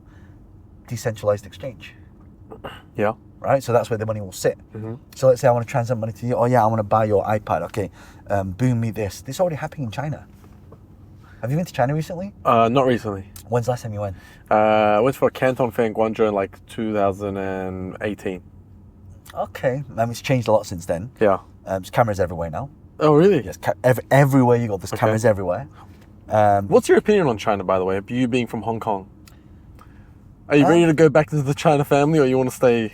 I travel a lot. Yeah. But I look at the technology there; they're way ahead. They've got this thing called WeChat. Yeah, I know. Right. So everything you buy, they don't buy cash anymore. Yeah. You just like WeChat. Yeah. And it's done. And I was with my tour guide, and they took me to Zhongjiajie Mountains, which is the Avatar Mountains. I've been to Avatar. Okay. We went there, it's beautiful. And I was like, I don't want to queue up, I want VIP. So then she went there, she bought it. I said, how do I pay you? I don't have any cash. And she just opened up her phone. There's a thing there. I scanned it, I entered the amount, I paid her on the spot. That was the quickest, less friction way of transacting. And then everywhere you go in China now, they've got these little QR codes on the desks. You just scan it and pay. And you just take it. You don't have to ring things through the thing, and everything's itemized. Cashless society. Yeah, and so why are they doing that? They're setting up the landscape for, when's the last time you bought a wallet? Like a physical wallet? A long time ago. Right, so if I go to my phone now, right, if I double click. That's your wallet. Right, that's my wallet now. Yeah. Right, and I go, doot, and I pay for it. Yeah. Right? So once that's done, that is digital transaction. And it's recorded. Yeah. Right? And what is a recording thing on the internet right now? Blockchain. Right? So when you log into your bank, when I logged into one of the accounts, I showed how much money was in there. Yeah. That's not real money. That's digital money. If I go to the bank and withdraw that, they probably would not let me withdraw that amount. Correct. Right? Yeah. So what's the difference between a dollar, pound, yen, dirham, or a number on a Bitcoin? screen? Yeah. It's digital. Yeah. It doesn't exist. Yeah. You see? So this is why I'm very bullish on the whole AI thing. Because AI is a real case usage, it's a real utility, and it does make an impact to people's lives. But just the whole world hasn't adapted yet. So you got to get in now. You got to get early. Now is early. We're Are we early still? We're still early. I would say we're about 2 to 4 years still too early. How long did it take for Dubai to adapt Apple Pay? I can't remember. Right? Or Singapore. They're usually very quick here. Yeah. They're going to be cashless society by 2026. Right. Why is that? They set up digital landscape. Eventually, Dubai will have its own token. Yeah. Right? The currency of a dirham will become a token. Yeah. This is my prediction. Dubai's made for you. I know, right? Dubai is made for you. Honestly, the direction they're going to and everything they're doing is like exactly what you're passionate about. Yeah, that's why I love. Like, you asked me what's for, like what's one of your favorite. I love Singapore, Dubai. How often do you come to Dubai every year? Oh, at least 4 or 5 times a year. No way, at least. Because I have to transit through here. You see, like if I'm flying to Australia, I got to transit through here. Okay, but how long do you leave and get a hotel instead of transiting? Max, 3 or 4 days a week. This is probably the longest I've been here. Actually, like 2 weeks. No, I mean, wait, the 3-4 days, how many times a year do you come here and you actually leave the airport and stay here for a couple of days? Oh, yeah, at least 3 to 4 times a year. Oh, so you actually come here and stay? Yeah. It's not that you transit? No, because all my friends are moving here now. Of course. So like, all my friends are, next time you come. From UK? Yeah. They're all UK. leaving, yeah. Well, UK is interesting. The UK is going down. So everyone's leaving UK and coming here? Yeah. Yeah, I've noticed that. There's a lot of people there. But have you noticed there's a lot of Brits recently? Yeah, a lot. What about you? Are you going to move here? I don't know. I mean, like, I'm trying to convince my wife. So I'm bringing my wife back, actually. So I want to show her, because it's been probably almost 10 years since she came. Oh, and it's wow. changed a lot. And 10 years? Yeah, and she's like, if I want to move anywhere, we're moving to Asia. Yeah. Is that what she said? Yeah. So I'm just like, well, we should consider Dubai. Dubai, yeah. Yeah. And the tax is good here. Yeah. Bring it here. Show her around. She'll fall in love with the place. Yeah. I mean, it's either this or Singapore, but I feel like I feel like Dubai's taking over Singapore in terms of how rapidly they're... It is. I mean, both places are going really fast. But I think definitely Dubai is innovating faster. Yeah, 100%. The Crown Prince of Dubai, Sheikh Hamdan, he tweeted, "You can't spell Dubai without AI." I love that. That's how much they love it. That's how much they're like, we are infiltrating, like, all the AI we can to make it a seamless society. Wow. I love it here. Yeah. It's great. I mean, it's safe. Yeah. The weather's nice. Okay, sometimes it can get a little bit too hot. Yeah. Are you hot right now? See, it's a little bit hot, yeah. Okay. Yeah. Why is the aircon not working right now? That's because you set it to 20. Yeah, there you go. Yeah, but I feel like it should be like, usually it's stronger than that. No, it's okay. There we go. Also, press this button, it makes your seat cold. You probably already know anyways. Yeah. Okay, so, I really try to keep coming back off the topic of AI, but I can't. Go for it. That's really pushing on. I can't. Is there anything you want to cover? Is there anything you want to talk about? I have a new book coming out, actually. Okay. You've done a few books now. Well, my first solo one. Okay. This one is going to be very interesting. It's called Money Unlocked. Okay. And when people, because you asked me the question, how do people get started in this? Yeah. Like, people can get started anytime they want, right? Because you know what I realize, right? People don't want a job anymore. But now, equally, they don't even want a business anymore. So what people want, they want something in between. Like, if I say to someone, okay, you can make 10 million a year, but you're stressed out, you're overworking, you never see your kids, and you're burnt out. Or would you rather make 1 million a year, right? Yeah. And you have all the time in the world.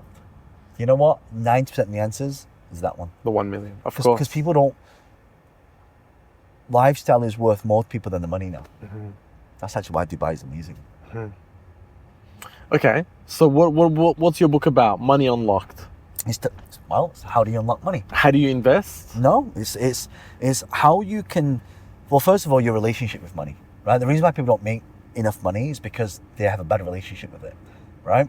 The second thing is, what are the opportunities and trends that are happening around? So obviously AI is going to be in there, right? We talk a lot about AI opportunities. We talk about some people love their job, but having a job is risky because you also need to have a side income, right? So if you lose your job and you need something here to support you as well, right? It's how do you unlock money in things? There's so many opportunities, but people don't see it. Like, had I known about Bitcoin, in fact, someone, this was probably in 2016, guy walks up to me, hey, you should do this thing called this digital thing. What is it? It's money. It sounds like a scam.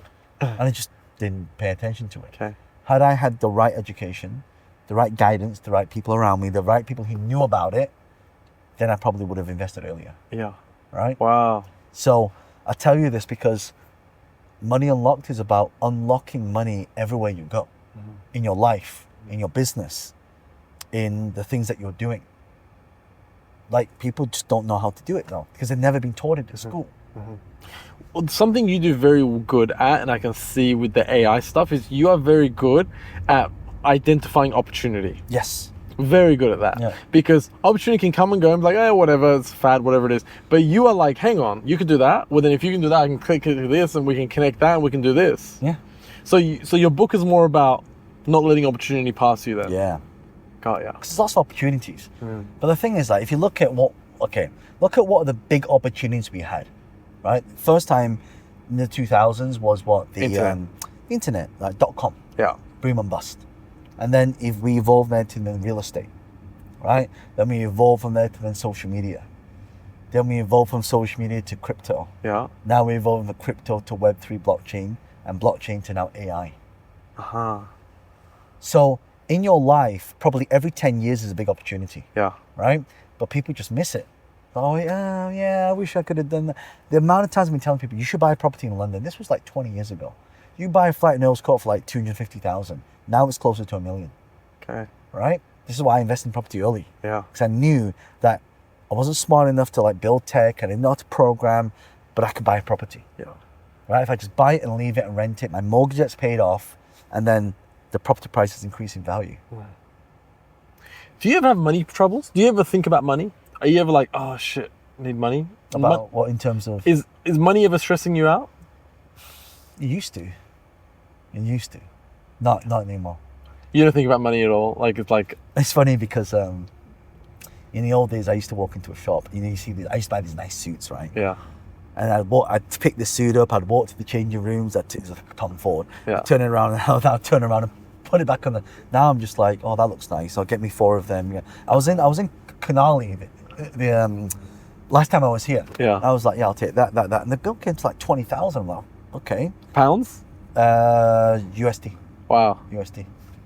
Okay, Yeah. and you didn't care? No, you I'm just like, no, I was just, like, I was like, You're like, know, alright. I was just like, I wasn't expecting to spend that much. Yeah. But I didn't realize their jackets were like, $2,000, $3,000 each. Yeah. You know? Did you buy it? Yeah. You bought Yeah, it? the guy, it's so funny. Like, because I didn't have the Amex, because I've got my Amex on the card, Yeah. on my phone. But when you tap it, it doesn't work. Right?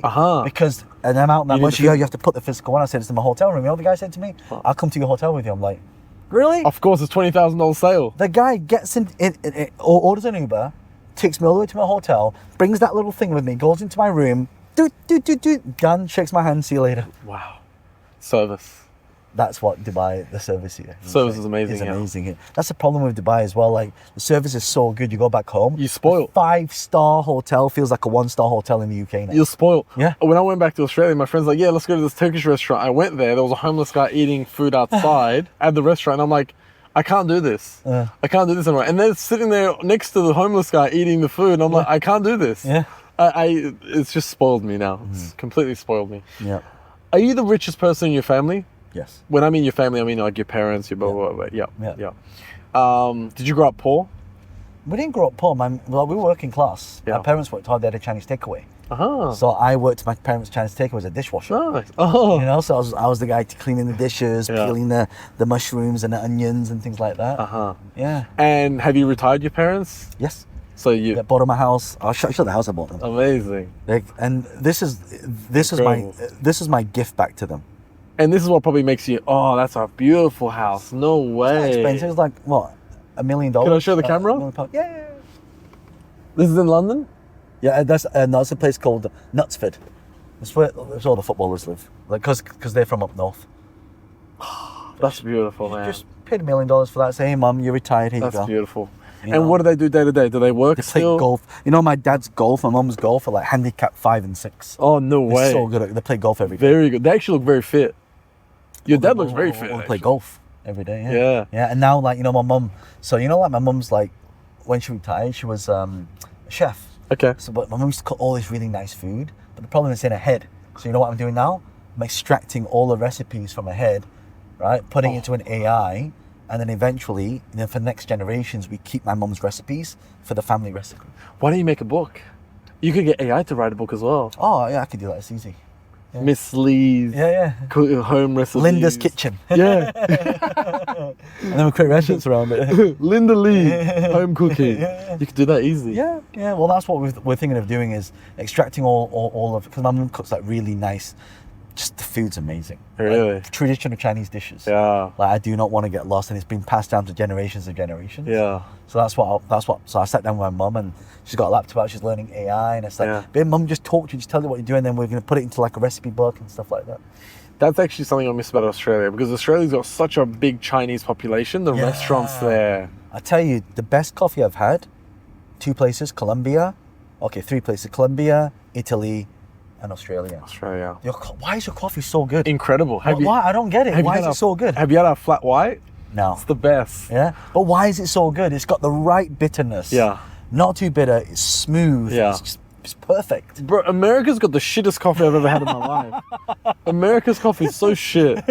It's just... Yeah, it's all right. I don't know. Like when I see Starbucks, it's just dog piss to me. I'm like, what is this? UK is okay as well. But Colombian coffee, Italian coffee, and Australia, the best. Yeah. We have very good coffee, I have to say. A lot of people tell me this, by the way.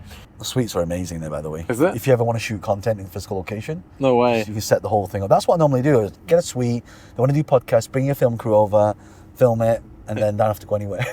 So how many podcasts are you doing this trip? 6. 6 podcasts? Yeah. And they're all on different topics. No way. Yeah, some's on like relationships, some's on parenting, some is on real estate. This one's a lot of AI. The one I just did now is about like being spiritual and attracting opportunities. Because I didn't really have a topic for us. I mean, really? I do. I mean, I've got some questions, but I mean, I don't really want to talk about these one anymore, because it's just not as, like, it's not as amazing as like the AI stuff. Because my mind is blown on that. Let me see if I've got. Of course, like AI is going to replace millions of jobs. Is entrepreneurship the real safeguard for the middle class? Look, I don't think people have a choice anymore.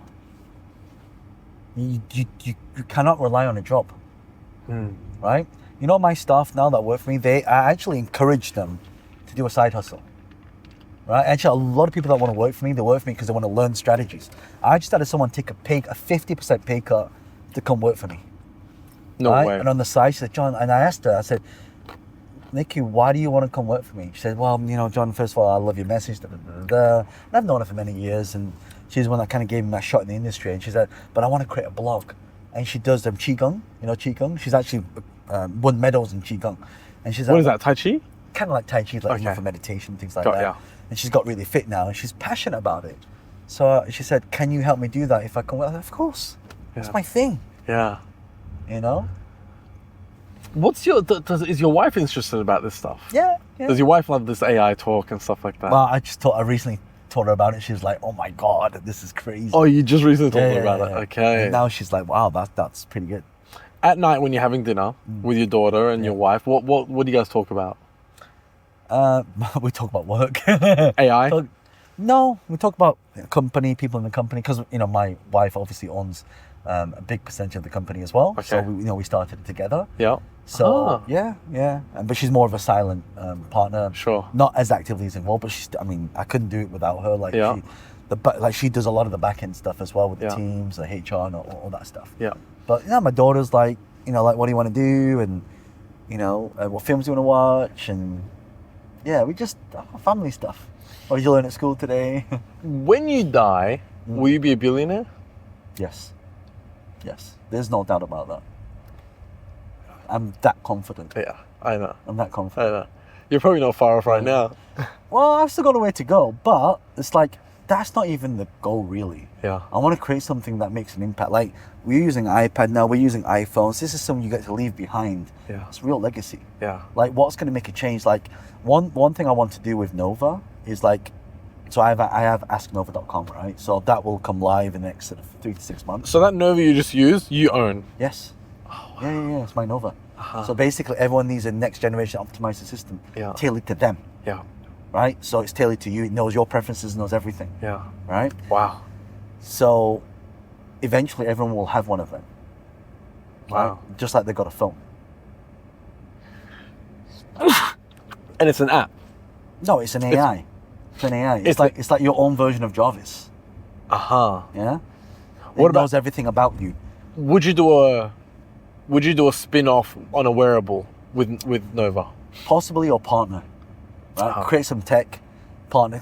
This is why, like, if you talk about, okay, how do you get to $1 billion? You can't sell stuff, right? It either has to come from a liquidity event, an acquisition, an IPO, or some kind of TGE, right? It cannot. It's very rare that it comes. Not rare, but because there are lots of companies that do that, but then you need massive infrastructure, right? So it's going to come from some kind of acquisition. It's going to come from some kind of TGE, something like that. Okay, I'm with you. Let me see what else I got on here before I get rid of you, because you blew my mind with the other stuff. Okay, tell me a dark moment in your career that you just questioned everything. Dark moment. I think those moments are every day. Because you seem like you would handle adversity pretty well. I do. You know why? Because I'm very protective of my energy. You know, the shit that happens out there, and I've had business partners, screw me over. And oh, really? Oh yeah. I mean, it happens to you. Speak to anyone successful who've been through businesses for at least 20 years. They've gone through some kind of challenge. I'll call it challenge. So when stuff happens, like the most protective thing. Do you know a guy called Ken Honda? No. So Ken Honda, he wrote this book called Happy Money. And he says that when you lose money in one area, it will then go into the ether and get repaid back to you. So he was telling me a story about this guy in Japan, right? He had this massive factory and his business partner screwed him over, and so he lost all this money. And to make things worse, Japanese government calls him and says, hey, by the way, we're building this thing called a bullet train. And unfortunately, your factory is in the way. So we need to knock it down. So to make things even worse. So, but at the end of it, when they knock it down, they're paying like 23 million. Right? So it's like kind of like you lose money in one place, it goes into the ether and gets repaid back to you in another way. So like when I'm going through some of these challenges, I'm like, should I sue or should I not sue? Should I do this? And then he was talking about it. He said, John, where's your energy best spent? Like if they fight me, I'll fight them back, right? But should you go and pursue it and waste your energy doing that? And I'm like, that's interesting, because your energy is worth so much more. Even though, by the way, that cost me millions. So what's more important, your energy, your health, or your money? Yeah. You and your energy. Yeah. That's why for me, like, shit happens now, okay, I'll deal with it, right? And I'm very blessed. I have a good team around me. I used to get a lot of people trying to take advantage, right? So I just thought, okay, I'm just going to hire an in-house lawyer. So I now have an in-house lawyer. Everything that comes through contracts, anything that gets negotiated, any people that, try and do like potential lawsuits, they go through her. I tell you, it's the best investment I've ever made. Of course. The best investment. That's actually something I want to speak to you about, because majority of, in Australia, we have an ABN, an Australian Business Number. Yeah. And the banks don't give any ABNs money for the first 2 years, because some high number statistic in the 90% of ABNs basically liquidate in the first 2 years, Right. whether it's for running out of cash flow or it's business partnership. Majority of the time it's business partnership, yeah. right? Hey, you two figure your shit out. After 2 years, if you're still together and making money, we'll give you some money. Wow. Right? So it's like that. Business partnership is probably the hardest thing about business. I agree. Right? Yeah. And I feel like if me and you are in business together, this is my philosophy. If me and you are in business together, the most important thing in a business is our relationship. It's not the business. Fuck the business. We'll shut down the business. You and I can do this again together. Yeah. So you have to protect that flame. You have to protect that relationship. You're absolutely right. And even if you come to the office with me and you're very disrespectful and you're mad at me and you're yelling at me, whatever, I have to protect I have to bite my tongue and not go off at you, because I'm trying to keep that flame alive. Because if I go back off on you, if my ego's hurt, whatever, that's going to be to my detriment. Yep, exactly. Right? I have to go, hey, he's human, he makes mistakes. Yeah. It's okay, right? What's your philosophy with business partnership? Tell me some insights, some stories. Tell me everything that you know in the chapter of business partnerships in your brain. I'm probably the most qualified person to talk about this. I've been screwed so many times, right? Partly because I think I'm too nice. You're very nice. I'm too nice. You're Like, very and then nice. my team say that to me all the time, like, you're too nice, you're paying them too much, they're taking too much money. But coming back to what you said, it's all about relationship. I'll give you an example. So there's someone in Dubai, they're a pretty big name. We did some business together. Should we go beat him up? It's a her, actually. Oh. Even easier. And so, you know, they owed me a sizable amount of money. And they didn't pay me for 4 years. My team's chasing them. Like, they're not paying, like, we should charge interest on top.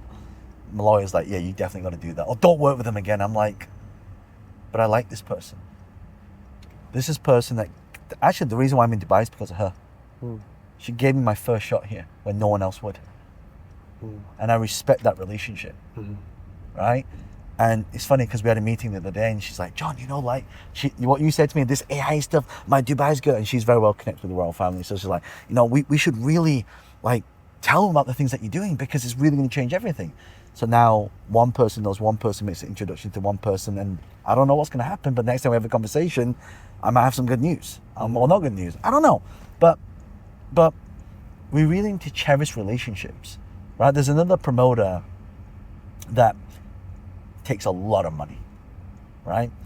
And they didn't pay me again for a very long time. And so my team is like, why not chase? Why not? So we chase a little bit, but I don't want to push hard. Like you said, like, you know, the people that really chase for the money are the people that really desperately need it. So I never really needed it. So I'm like, okay, that's fine. I understand the position. Okay, it was going through the pandemic. I get it. There's cash flow issues. I get it. This is why I'm always good on cash flow, right? You always got to get it good because you can be profitable with no cash flow. You're dead. So you got to get the cash flow, right? You got to create a lot of multiple income streams that come from lots of different places. So I said, let's just keep the relationship, right? And because of that, I was able to get more connections with other people. I was able to meet other people, and that's how I got my new book deal. Because I was invited to, had I burnt that relationship, I wouldn't have been invited to an event where that speaker was speaking. That speaker just got published by this publisher. We became friends. I'd met him at other places as well, but we had many connections. And when we sat down for dinner, we had a really amazing dinner in Singapore. Like, I'll take you there one day if you come. And we just had this conversation. He said, oh, we've got this book deal. Oh, let me put you forward. And then randomly I get this video with him and the publisher saying, hey, John, this is the person I want to introduce you. That's how it happened. Had I burnt that relationship, I wouldn't have been invited back. I wouldn't have made the connection. It wouldn't have deepened, and I probably wouldn't have got the book deal. See how this works? So you didn't burn that relationship? I didn't burn it. Did you get your money back? Partly. Still waiting? I think they're up to date now, actually. They're up to date, but it took them four and a bit years. Yeah. Yeah. But had you been like, hey, we had an agreement, you're breaking our agreement, you need to do this, you need to do that, that would have burnt the bridge. The relationship. Yeah. And the next thing wouldn't have come. Yeah, because it's like, what's more powerful than money is relationship? Yeah. It's not who you know, it's who knows you. And it's a small industry. Like, I guarantee the people that follow you follow me, and vice versa. And people will see this and go, oh yeah, Johnny, you got, oh yeah, Red in your car, oh wow, right? This industry is small. Yeah. Like, why can't people just help people? Why? Unfortunately, there are a lot of shitty people out there. Yeah. Right? And I think the old adage is that you got to be mean and tough and hard to make money. No. Yeah. Be nice. Yeah. And fair. And fair. You know what? Like, you know, I do this consulting. I get a fee. I get override, and I get equity. Right? Once I've negotiated the deal, I ask them a question. So let's say you and I are doing a deal. Oh, John, let's do this business thing. Okay, brilliant. I'll take this plan. You do this. I'll do this. And I say to you, does that sound fair? And if you go, yeah, it's fair. I go, no, Raiden, I think is there something you want to say? Yeah. Like, because from that reaction, you don't sound like you sound excited about that. Well, you know what, John? You know, it's because I'm doing this, I'm doing that, and these are my network, and I get this. Like, look, if I could make it this split, then I'd be much happier, be more comfortable. So if I can give you that, then you'd feel happy? Yeah, great. Now you're happy. Now the relationship sticks. And you give it. And you give it. Because there's no resentment. There's no resentment. Because the good win-win of a deal, of a negotiation, that person needs to feel like they've won that negotiation. Yeah. Yeah. Right? I feel like every good negotiation is a compromise on both ends. It has to be. Has to be. Yeah. Right? And what's the bigger picture? And that's why, so I talk about business partnerships. A lot of times when I've been in business partnerships, at the start, it was like that. And then somewhere along the line, it just changed. And you know what I realized is one big advice I want to give to everyone watching this, all about communication. A lot of the business partnership that's falling through is because of a lack of communication and expectations. Right? So I say to every single partner I do now, if ever in this relationship you feel that there's something wrong, we need to have an open conversation. Are you okay with that? If you feel pissed off, if you're unhappy, if you feel like I'm taking too much of the deal, you need to tell me and we need to have another conversation. We do not let it resent, we do not hold it, right? We have open communication at any time. That's my role now. And you know what? That nips everything in the bud, right? And even if it means me making less money or doing a little bit more work, that person's happy. That's how you keep a relationship. But that's also you protecting your energy. Yes. Right? And that's the most valuable thing. Yep. Very interesting. Yeah. Very interesting. Someone says to me, "Oh, John." It's all relationships. Yeah. So someone says to me, "Oh, John." So, for example, my manager, she's closed a big deal for me, and she's like, "John," because we told them what my speaker fee was, and then we need a minimum 2 business class flights and hotels and things, and they agreed to everything. Then they come back and go, "Oh, actually, the fee that we're going to pay is going to be half the fee, and it's 1 business class flight." Right? And I'm like, could I turn it down? I could. Do I have to do it? Not really. Do I want to do it? I want to do it because it's in a different region. Yeah. Right? And I just fine. Where is it? Just pay for it. Vietnam. Oh, nice. Yeah. Nice. When? March. March. Yeah. Oh, Yeah. soon. Yeah. When's the last time you flew economy?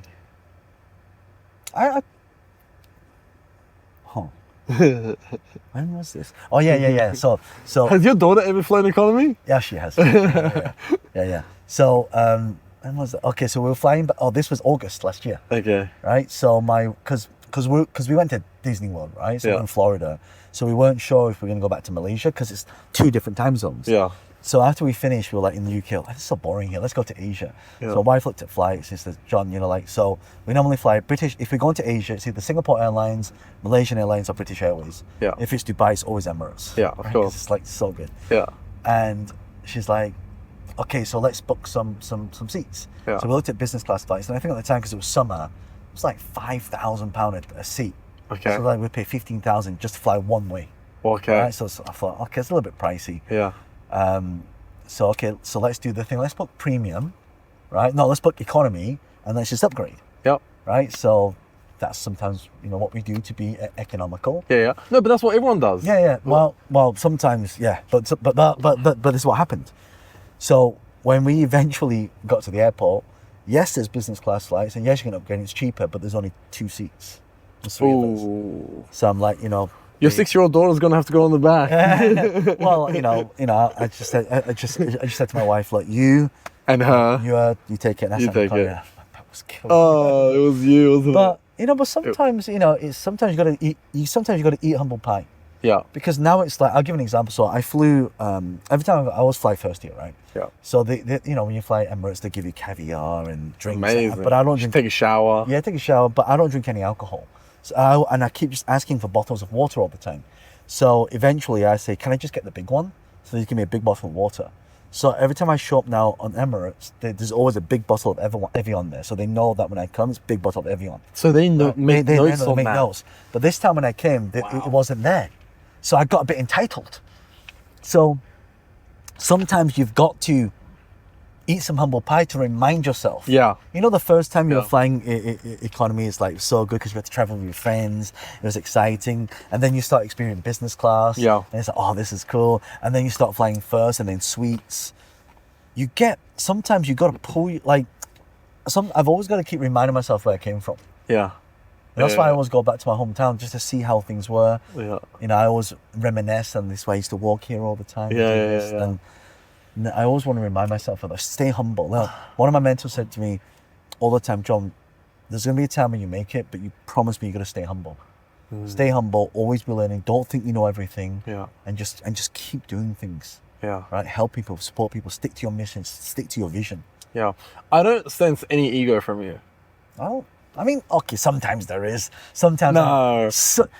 I didn't feel any ego in this podcast. No. At all. No. Well, I just want to.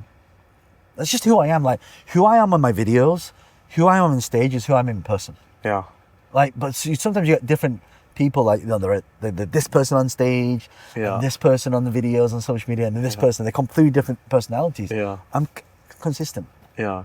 No, I felt no ego, and also nobody prepares you for how much of a change it's going to be when you go to economy after flying business class for a while. No one prepares you for that. No, like even I was complaining to my wife again. Sometimes I feel, well, I don't call this ego or entitled. Like, so my wife's booking my flights, and she's like, "Oh, do you want to try a business?" I said, "Give me first." Yeah, but it's only like 6 hours. I said, "I know, but like I need to sleep." So sometimes I don't really call it ego or entitled, but for me, it's like I like to live a comfortable life. Yeah. Like in terms of lifestyle, like, you know, just because it's my space. I need to get my space. I need to think. Yeah. It's kind of a creative. Well, that's the excuse I give myself. Anyway. Yeah. I need to think, baby. I need to think. I need to create. I need my zone. Remember you said you like omnivore? Yeah. I need to go on my zone. By the way, British Airways business class is so trash. Especially the one where you got to put the thing down to put your foot on it so it becomes a bed. So I tested that. That one's actually better than the suites. The pods. Yeah, because the pods are too fixed and it's diagonal. Yeah, it's diagonal. It's diagonal, whereas the ones that you put your feet up, that is good, actually. Really? And also if your family's flying, so we actually flew back, so we had me, my parents, my wife, so we're kind of like here, and my daughter's like around here somewhere. Yeah. Right? So, I don't know. Because I'll tell you why, that one where you got to put the foot down and make it a bed, you're open. People walk past you. You are open. You have to go to OV. Yeah, the pods, you've got a door. But it's not as comfortable. You'll find that the flight, I tell you, one of the best business class flights I've taken, Qantas. Ooh. So good. Your Qantas flights are amazing, man. Your business class flatbed is one of the best. Really? Yeah. Because even if you got a flatbed, I get it, right? You're in business class, you got a flatbed. It's still not your bed. No, it's still not bed. Because I'm a little bit, bigger, so I can't move around a lot. But my daughter and my wife, they're a lot slimmer, so it's easier for them. But even the cushion, I'm like, I was on a flight from Melbourne to Dubai, 13 hours business class. Even then, I'm like, I need to sleep after this. The cushion's not that great. Yeah, exactly. Have you flown Singapore Airlines? Yep, the business class there is the best. Yeah. I love it. You've got wide seats. Yeah. But their new one is smaller seats now. Ah. So now, before you got to manually pull it down, yeah, they're the best ones. Now they can press the button, it goes zzz. It's not as comfortable as it used to be. But if you're flying two people, couples, the two business class, the middle one pulls all the way down, so you got one big bed now. Yeah, I've seen that. So that's and like a chair and stuff like that. Yeah. And that's the first class, isn't it? First class, you got a chair, the suite. Yeah. John, I've learnt a lot. You've blown my brain. I've gone through none of my questions. Knowing your hourly rate, and you just gave us 2 hours, we probably owe you like $100,000. No, this is for the good of people. Just take action. That's what you got to do. And your new book, Unlocking Money Unlocked. Money Unlocked. When does that release? End of the year. End of this year. End of this year. Yeah. So you're still writing it? Yeah, I'm still writing it right now. Ah, okay. Because it's always changing, right? So I'm like, damn, I'm going to get rid of that. It's not so obsolete. Yeah. So. Yeah. I feel like there's a lot more we can talk about. If you ever come back to Dubai, please come back on the podcast. I appreciate it. I'll pick you up from the airport. It's easy. I'll pick you up from the airport and bring you to the hotel. That's a good one. You're driving anyway. I'm half dead then. Yeah. True. We can review business class seats. That would be awesome. I can pick you up. We can be I'm actually an investor in an airline called Global Airlines. Okay. Go and check them out. Okay, Global Airlines. Global Airlines. Where are they based out of? James Asquith. If you look for James Asquith, he's doing an incredible job of that. I'll show you some sneak peek stuff. Sure, show me. Wait. It's not launched yet. No. Well, I mean, they've got the first flights going out, but he's worked really hard on this. But look, he's got behind the scenes. No way. This is our airline. We've got 4 of these. So I'm an investor in this. But we've got these are the. Oh wow. Yeah. So we're doing all the shoots for it. That's it. No way, you guys got an A380? We've got 4. 4 A380s? Yeah. And where is it based out of? They're currently in the US, but they're doing transatlantic, so... So it'll be Europe and the US? Yeah. So it'll be taking that route? Yeah. But obviously they're opening them new routes as well. So So they're not based out of one country, because like Emirates, you can only fly to Dubai or out of Dubai, right? Right. So are they based out of a country where they can just go? He's very well connected. Okay. He's very well connected. Okay. Yeah. So you're gonna be an owner of an airline company. Well, I'm an investor. Okay. He's the owner. Well, Okay. I'll tell you why I invested. Like, I normally don't invest in things like float or fly, because the operation costs are so expensive. Yeah. Right. So why do I invest? Because he was the creator of Holiday Swap, and I see how hard he works. And I was like, you know what? I'll take a punt. Okay. You know. Yeah. But whatever. Few hundred mil. Yeah. And you see them doing it, and it's amazing. So what does that mean for you? You get free flights. No, I gotta. Well, so here's the thing, right? Yeah. When you invest in a company, don't expect things for free. You still Don't get. expect. No, it's because why would I get it for free? I want to pay, so I'm supporting the company that I'm investing in. It's like your friends. I have all these friends who like, they offer like these like events, right? Yeah. And they have these like special trainings. Yeah. Like I'll pay for my team to go on them, right? I don't want them to give me a ticket for free because they're my friend. I want to support them. Got You see what I mean? Yeah. Okay, but if you're investing millions of dollars into an airline, surely you should get like 2 tickets free a year, or discounted 50% off. Well, technically, I could if I wanted to. Because here's the thing: the staff get 90% off on standby tickets, so you should be able to get standby because the seat's already going empty. So you should pay 10% of the fare and just jump on. Technically, I could. I'm not like that. You should hire me to negotiate for you. There's actually an AI for that. Seriously, there's an AI negotiator. Wow. Like literally, it calls hotels up and haggles prices down. Wow. You know what it is? It's called hotelhaggler.ai or something like that. Damn. Yeah. You know there's a book called Never Split the Difference by the FBI guy who... Chris Foss, I know Yes. Chris, yeah. You know him? Yeah. Incredible negotiator. He said the people that you think the people that are negotiating are the ones that are slamming tables, kicking chairs, but it's actually the people that the people that are actually the greatest negotiators. They actually go under the radar. You don't realize they're negotiating. Yeah. They make you feel like the star of the show, but they're getting what they want. Yeah. So imagine. Actually, I should take. Yes. I should clone Chris. Actually, Yes. I should send him a message. Yes. Say, hey, Chris, you want me to create Chris Foss AI? Yes.